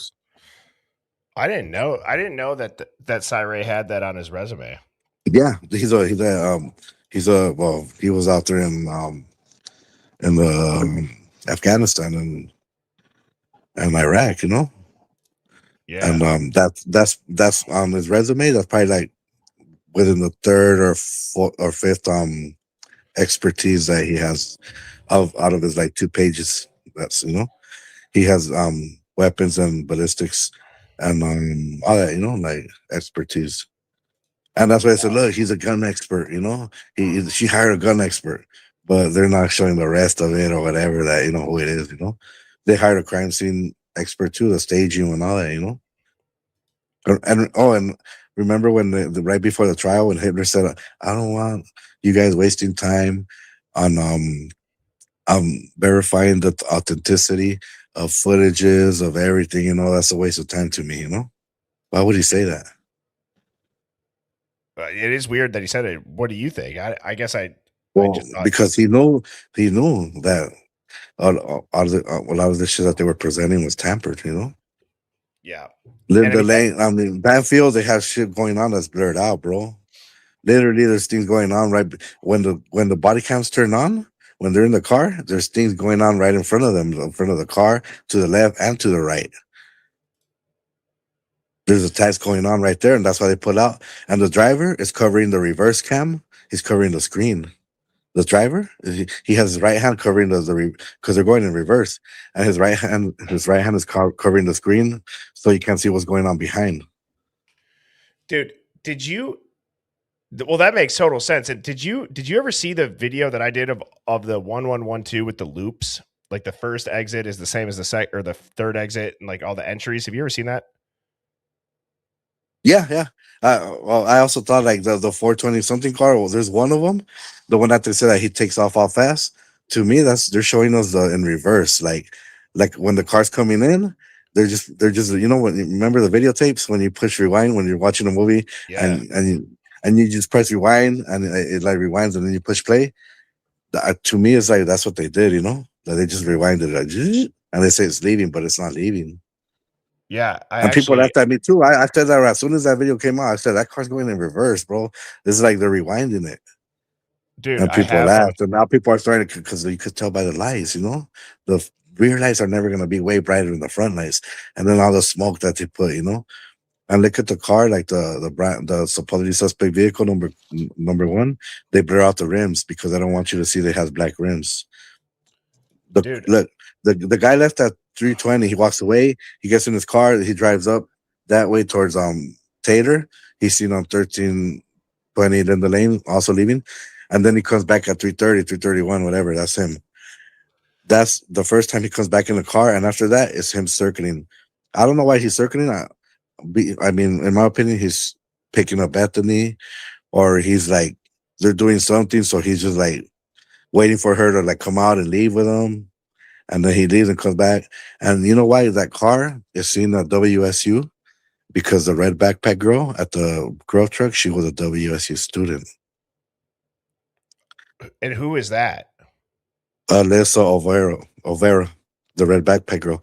They're there. I have videos of like before they went to the Grove truck, you could hear them like you could hear a fight going on. You could hear Ethan and Xana. They're screaming their names. And the voices that are screaming, the female voices, that's them too. The red backpack girl and the other girl that's with Colby. Her name's Britton Seward. I did not know that. Yeah. That's And then interesting. there's a part when they said, "Hey guys, the bitch is on the other side." And right before she finishes, "The bitch is on the other side." You hear number 9 say, "Britton." And there's a Wow, part dude. and there's a part where when Maddie gets to the grub truck, number 9 calls her. He's like, "Morgan."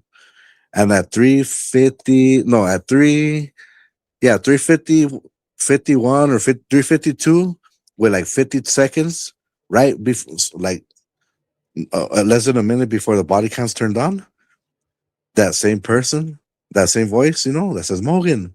You could hear that the same thing, like calling out Morgan That's in the parking crazy. lot. But that's over there, like it sounds like it's like over there towards the whites, I do the How voice do you pick comparison up to the on same that? person. How do you pick up on that? Because that's a great catch. I could like remember what the voice. I could remember like what they somewhat sound like, and now even just now hearing you say it, like that makes total sense. That's the same voice, and then the voices that you hear, like when there's girls screaming, like how people they enhance the audio, and they're like, "Hey, these screams. There's a test going on before." Those voices, they're the two girls are at the grub truck, and some are of the guys, and then the other voices are the guys that I have a video of at the whites inside the apartment. There's a live. I don't know if you So see my videos. There's a part where the guy says "tramp, tramp." That's that video, that's just a little clip, But those guys, the people that are right there, that's them. And one of those guys that's right there, that's Jack Katovich. Jack Katovich and Kobe Pews are like doppelgangers. They look straight out alike.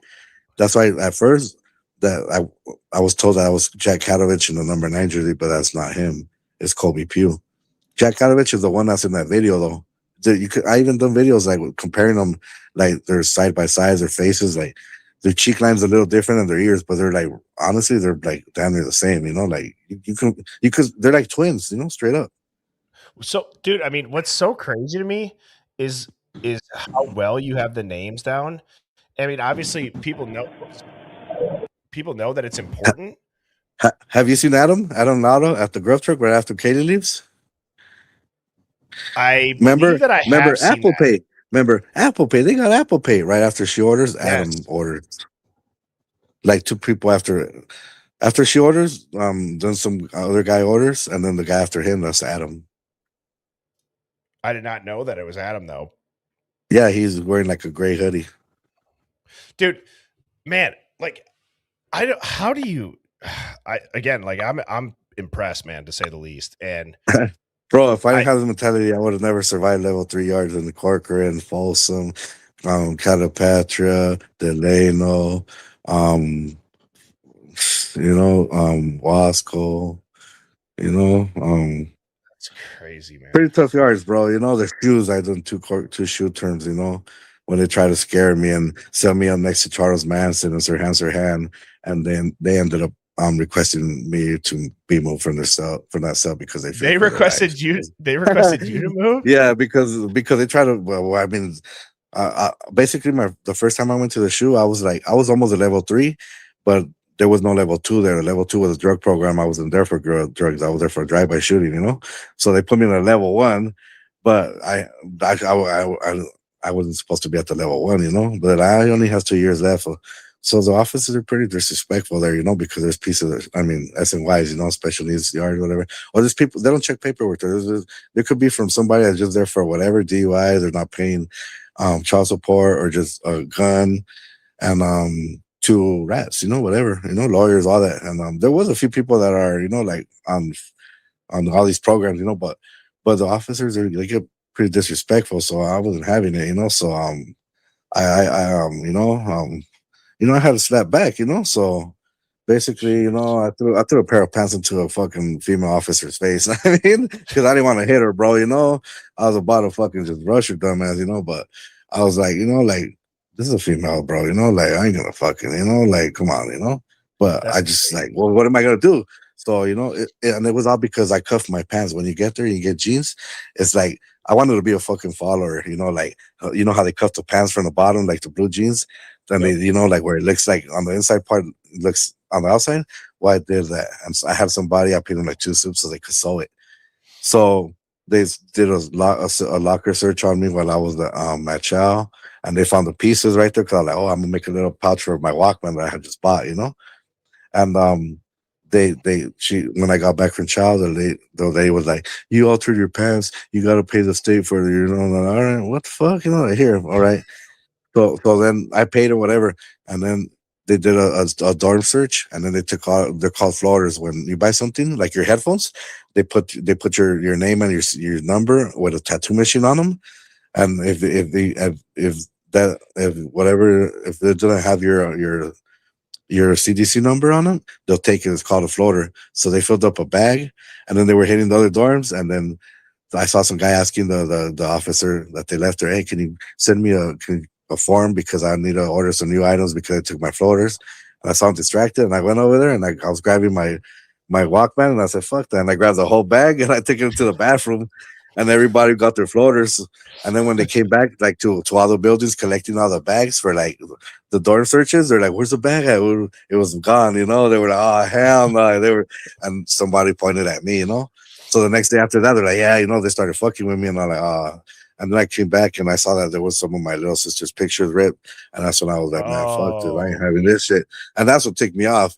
And she was like, and you cuff your pants again? I'm like, you know what? Like, why don't you bring another form so I can fill it out to you since it seems like you need money, Like, this is state property, Like, what the fuck, like, what is it to you? I was this and that. And I'm like, here, bitch. Like, and I took out my pants, like, here, boom. And I just like threw them. I thought she was gonna catch her, but fucking bitch, just fucking, like think fast, Hey, think fast, boom. Very fucking, and I guess the button part hit her on the face, by the eye. They came and pepper sprayed me and took me, and then they tried to scare me and put me with the fucking, PCs at that, like, what are these motherfuckers, And the good thing is when they hit me up, there was a PC, a Southsider, Sureño, I'm a Mexican gangster, He's like, hey, bro, you're active, yeah. He's like, look, bro, I'm not active, but just you're not supposed to talk to him. I'm just, I'm not no rat, whatever. I'm here because I owe the drug debt and I couldn't pay it. But I mean, it was 2 years, whatever, and everybody else did a PC bill. But I mean, if somebody finds out you're talking to them, you're getting a wreck on me. So, he told me in Spanish, corta la verga, all right, gracias, And then after that, and then they would try to talk to me and whatever. And then I'm just like, I already knew what I had to do. I said, this was our PC. I got to fucking take off on them right away, So they felt it, Because old man Charlie used to try to talk to me at first, That's what we call him, old man Charlie. Old man Charlie is 2000. You called Charles Manson Old Man Charlie. Well, he was my neighbor, and then they took it out. They took it out to the. This is when they elaborated the cages, because you could look it up. There's a video on YouTube where it's called Maximum Security University or something like that, and basically they were doing like cockfights with us. The officers were like putting us like against each other, and but I bet you this will beat up this one. They'll like they'll gamble with us with our lives, So an officer had a guilt trip and reported it. But so after that they built cages, so we would go out to the cages. And when I went to over there, that's the first time that they had the cages ready to for that. And well, he was next door to me, so my cell was next to him. So when we went out to the cages, I was like, hey, by the way, bro, like, what's up with Helter Skelter? Yeah, he looked at me like he saw a dead man, and I didn't even know what that was. Somebody told me to ask him, hey, that's that fool, and I was like, all right, hey, what's up with Helter Skelter? I didn't even to this day I don't even know, but I just like something related to I don't know, like the Beatles or something, What was he? But like? Yeah, he was straight bitch, like all those fools are weenies, like. Oh, it was Charles Manson on my right side, and it was Sirhan, the Kennedy killer, the guy that killed Bobby Kennedy, on my left side. And after him, it was Lalo Menendez. After him, it was the guy that killed Bill Cosby's son on the freeway. Oh my! It was like, God. And then after him, it was the guy that used to kill migrant workers. That I saw a documentary. It wasn't even him, bro. It was his brother that was doing it. He took the Holy rap for his shit. brother. Yeah, Juan Corona. And we suspected that one of my mom's brothers was a victim, and that because he was gone for like 30 years. This guy, my mom's brother, he disappeared for like 35 years, bro. And he just showed up like to the ranch in What? Mexico, like probably like 4 or 5 years ago, like nothing, and he didn't like nothing had happened. Still looking young, everything. Everybody like, what happened? Where were you all those years? He was like, what do you mean? Like in his mind, like he wasn't even gone. That like, Oh, that's it's trippy. weird, bro. That is It's weird. It's trippy. weird, bro. He was gone for some other years, and he just they had left him for dead. Like it was like, yeah, oh yeah, I think his name was Juan. And Holy I shit. remember my grandma used to my mom's grandma used to tell me that my grandpa used to treat him bad, that he used to take him to work in the fields and he couldn't work, then he kicked him and broke his ribs one day. So he said, when I go to the USA, I'm never coming back. And that's what they said. Well, he said he wasn't Oh my coming back, god. but then my cousin told me, Dude. yeah, one day they had a fight and they took him to TJ, and that's the last time we seen him. And she's like, my dad always felt guilty, because he took him to TJ, and they never seen him. And he disappeared after that. We had one of our aunts today. One time, the brothers, Jehovah's or whatever, knocked on the door, and it was him. And we're like, "What the fuck?" And he's just like, Stop. "Hey, don't say Hang on, nothing." hang on. And he disappeared, bro. Yeah, You tell yeah, me he yeah. came back. Hang on. Pause. So the way that he showed back up is as a Jehovah's Witness.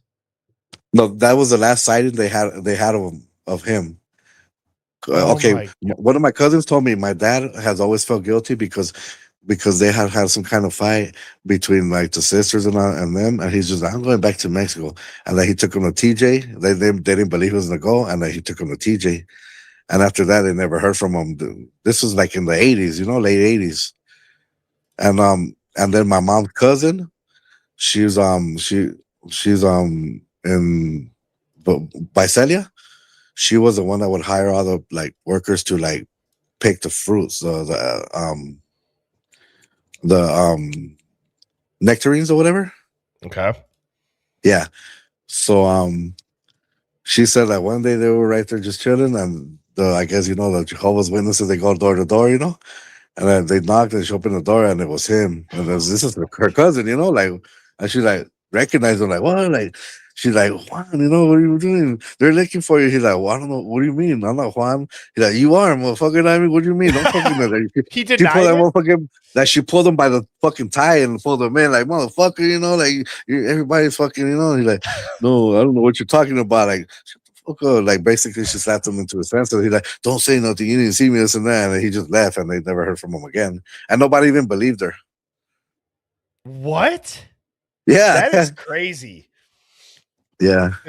Oh my god, dude. But yeah, this guy just showed up a few years ago, and it's just like, like basically he still looked young. He's still like he was never gone. And he's just like, I don't remember like anything supposedly, But that was weird. But anyways, That's trippy, man. But yeah, I mean, well, that guy, they suspected that he might have been one of the victims of that guy Juan Corona. But see, that guy Juan Corona wasn't the guy that was doing that. It's because Juan Corona owned the restaurant, and he had a brother that was a cook, and his brother was like bisexual. And I guess the like he had a drug problem, and I guess junkies will go there and whatever, ask him for money, or he was probably selling to them too.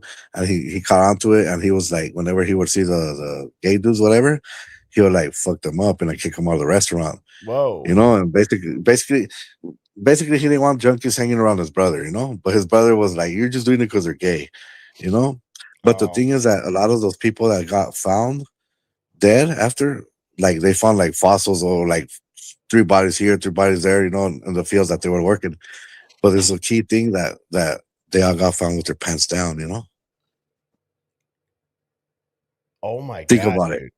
Yeah. It wasn't gonna be him. This guy wasn't gonna do them, like that, Who would have done that to them? The guy that was gay, That's what I was just thinking. Like, that's a common theme. Yeah. All of them. And that's what my aunt knew, that guy, that same man I'm telling you about. It was only her and Juan Corona who had the contract to field workers. Because after Juan Corona was gone, she was balling. She even had meth labs and all that, Oh my god. Dude. Yeah, she's known But she stopped that because her son died. My cousin, he went into the lab without a mask and he had a brain aneurysm, you know? But yeah, Holy everybody knew shit. that, you know, she was bawling, you know, like and they used to live in Compton too, but then they went to live over there because of the labs, you know. But yeah, when Juan Corona got locked up, she had the whole like all the Central California for the nectarines. She was the one that was like hire all the workers to pick that fruit, you know. And I think apples too, you know.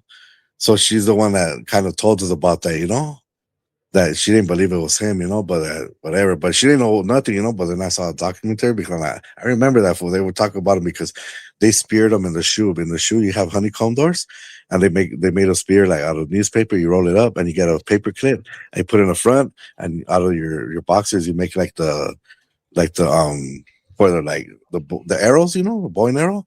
And when that fool was passing, they speared him in the eye, and because yeah, see the door right there at the left, yeah, that's the honeycomb doors. That's a shoe. That's where I was at. And the Holy bottom shit. tier, there's some that have like a plastic because they they bomb or they gas the officers, you know, the JCats, the throw feces and all that, you know. But we can't do that shit, you know. Like we got fucking, you know. Oh my Like, god, dude. and I I'm not remember when gonna I first went over there, they were escorting me. And the officer was like, "If you even fall in an accident, do you see the gunner over there?" Because I had went back for another assault officer. The second time, yeah, I rushed the officer because of the kitchen because that fool was disrespectful, you know. We were on break and he's like, "It's time to go back to work, Lopez." Oh yeah, but man, I still got 3 minutes, you know, because other fools are already making sack lunches, and this is when they took all the Playboy magazines from the whole institutions. So when they took all the Playboy magazines, they threw all of them in our dumpster, you know, because it wasn't in like the main yards. It was like outside. We used to make the food for the shoe and the sack lunches for the whole facility. And all the Playboy magazines got thrown in that dumpster. Like they can't get them back. So when we would be on break, we'll be out watching them, you know, go to the bathroom and shit. But I was just tripping out. I have never even seen a Playboy magazine. So they were interesting. They have pretty interesting like articles. So I was reading it, you know, and I'm like, oh shit, I'm, you know, like I don't know what it was, you know, something about, you know, like, you know, just how to, you know, like be like conquer girls like the more gentleman way, you know, like not be, you know, like a thirsty asshole, you know, because that's the way I kind of grew up, you know, with hood rats. Dude. But yeah, I was reading it and this was snatched the magazine from me and he ripped it and I was like, you can't even rip it. I laughed at him and he was right there and I was like, you think you're hard, motherfucker? And I fucking rushed him. I mean, I socked that fool up and I laid him out. And then I went back to making lunch. Yeah, no, well, they're called free staffs. Yeah, they're like cops, but you know, they're like, you know. So then everybody was laughing because he was big and fat, you know. So then I go back to making lunches and everybody like, I don't know what you're talking about. This fool knocked me out. Everybody like, no, I don't know. I didn't see nothing. I don't know what he's talking about, you know.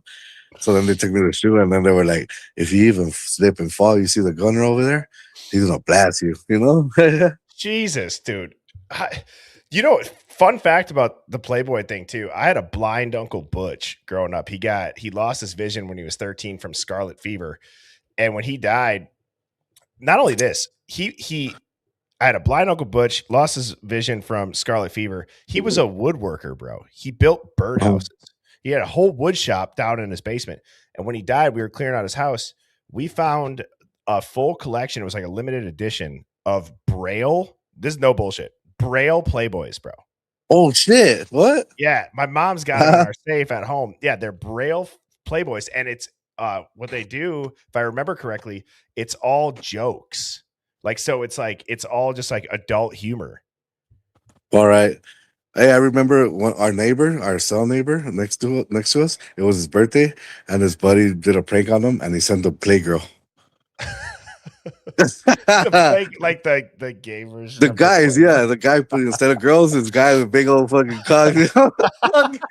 Oh man, we were laughing like the whole fucking building was like, because instead he came out, look at my son, Playgirl, this fucking big ass fucking cock, you know, like that shit was funny, you know. Dude, that is damn. funny. That was something I always remember, you know, from prison. There was a lot of times that I like you remember when the Lakers when Robert Horry hit that 3, no, the game winning one. You remember that in the playoffs when we were losing, we are gonna get taken out already, and Robert Horry got the rebound and he hit the miracle 3 and we won. Yeah, I was in the hole. I was in the hole right there when that happened. Did That everybody was go like, crazy? fuck, homie. Dog, that shit was like, it was something I'll never forget. Like, even right now when I'm saying, my skin gets like, Chills. goosebumps. Yeah.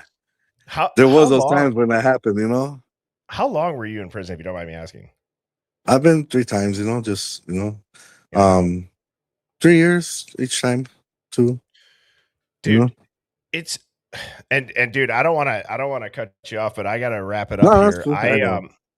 I enjoyed the shit out of this conversation, man, and it's so great to actually get to chat with you and get to know you.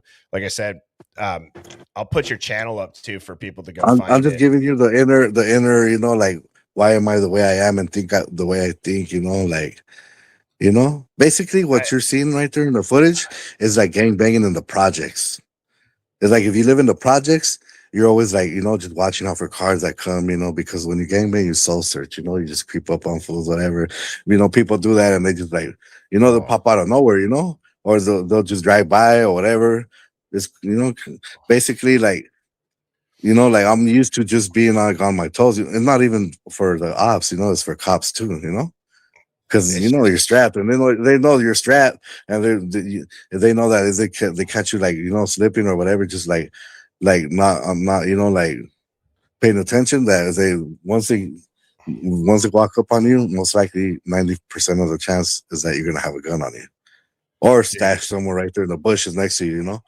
So that's why you're always like really like cautious, like in prison the same way, Sometimes they'll be like, if you're a good homie, they'll be like, hey, just pay, like just like careful when we're in the yard zones. There's something that's gonna go down. That's all they'll tell you, and everybody be like, even if you have nothing to do, like or fear, you'll be like, am I gonna be the one? It's crazy. It's like Oh, like a mental it's like a mind fuck, bro, because they'll just and it'll only be certain people that'll know that, I didn't But know you it. could tell, because you come and you're doing your workout and like the whole yard's like silent, it's like it's not everybody like, oh, what's up? Even like, like especially like your own people, they'll be like, it just they'll try to play it out like everything's the same, but it's not, You'll see people not or like we're people that work out, they're not at the bars right now, they're over there, or people that play soccer, not at the soccer, the handball niggas, they're not at the handball court, like the card fools, they're not at the card table, like something's off, why they're wearing jackets and it's hot, like Oh my stuff like god. that, so yeah, You gotta pick up this is on the little body things. language, so these are the things that I'm already like they're already programmed into me, bro. So when I see these things going on, I hear these things going on right there, and like there's something going on right there, like I hear screams, I hear like, like Yeah. it, so even the first time I called in today, going like, hey, there's something going on right there, like I told him long time ago that all this stuff that we're barely finding out now, I told him that was going on just through the audio, Dude, you know. like I said, man, I got Rolo's page up here, Hive. If you guys want to go check him out, I'm gonna go back. I got pizza waiting for me, and I'm about to binge your Yeah, a lot videos, of my man. stuff is kind of like but if you look at it at the end of the day, it all comes together. Like I wasn't that off. But yeah, I hey, can tell. Birdie, enjoy your meal. Salutes to you, your wife. Like the teamwork, the relation you guys got. It's like it should be an example for a lot of people. It's cool. Well, I appreciate that, man, So yeah. and I enjoyed our conversation. I hope you have a fantastic rest of your night and a weekend. Hive, as a reminder, I'm not streaming on Saturdays and Sundays. I'm doing some prep work, so I will see you guys Monday night at 7 p.m. Central. Rolo, you're the man, and you get the GOAT You award. too, bro. You're in the GOAT Hall of Fame for that, man. You rock, dude. Hey, It I'm was just great to another meet you. buckaroo, bro. And I mean, just share my whatever I can share to open people's eyes. So You did a you great guys have job. a good one, everybody. All right. So God bless Yep. you all. All right. Cheers, man. Remember, Jesus holds down, heavy is the head that wears the crown. Jesus. Take it easy, man. All Nice to right. meet you. Peace. Yep. All right. Likewise. Dude, that was fucking awesome. Excuse my language. I mean, that was an epic stream, guys. Everybody that called in, everybody that gave a theory. Rolo has been in the chat. I know people have been like, Rolo, you gotta get up there. So I'm glad that he did. What I geek out about is just thinking through stuff. We've thought through the same damn 4 theories for how many years now? So go check out his page. Give him a subscribe to him. Just as a reminder, subscribing to people's free. Hit the like on this button. Subscribe to me if you don't. I will see you guys Monday night at 7. You guys rock. Have an awesome weekend. Cheers. Birds flying high, you know how I feel. Sun in the sky, you know how I feel. Breeze drifting on by, you know how I feel. It's a new dawn, it's a new day, it's a new life.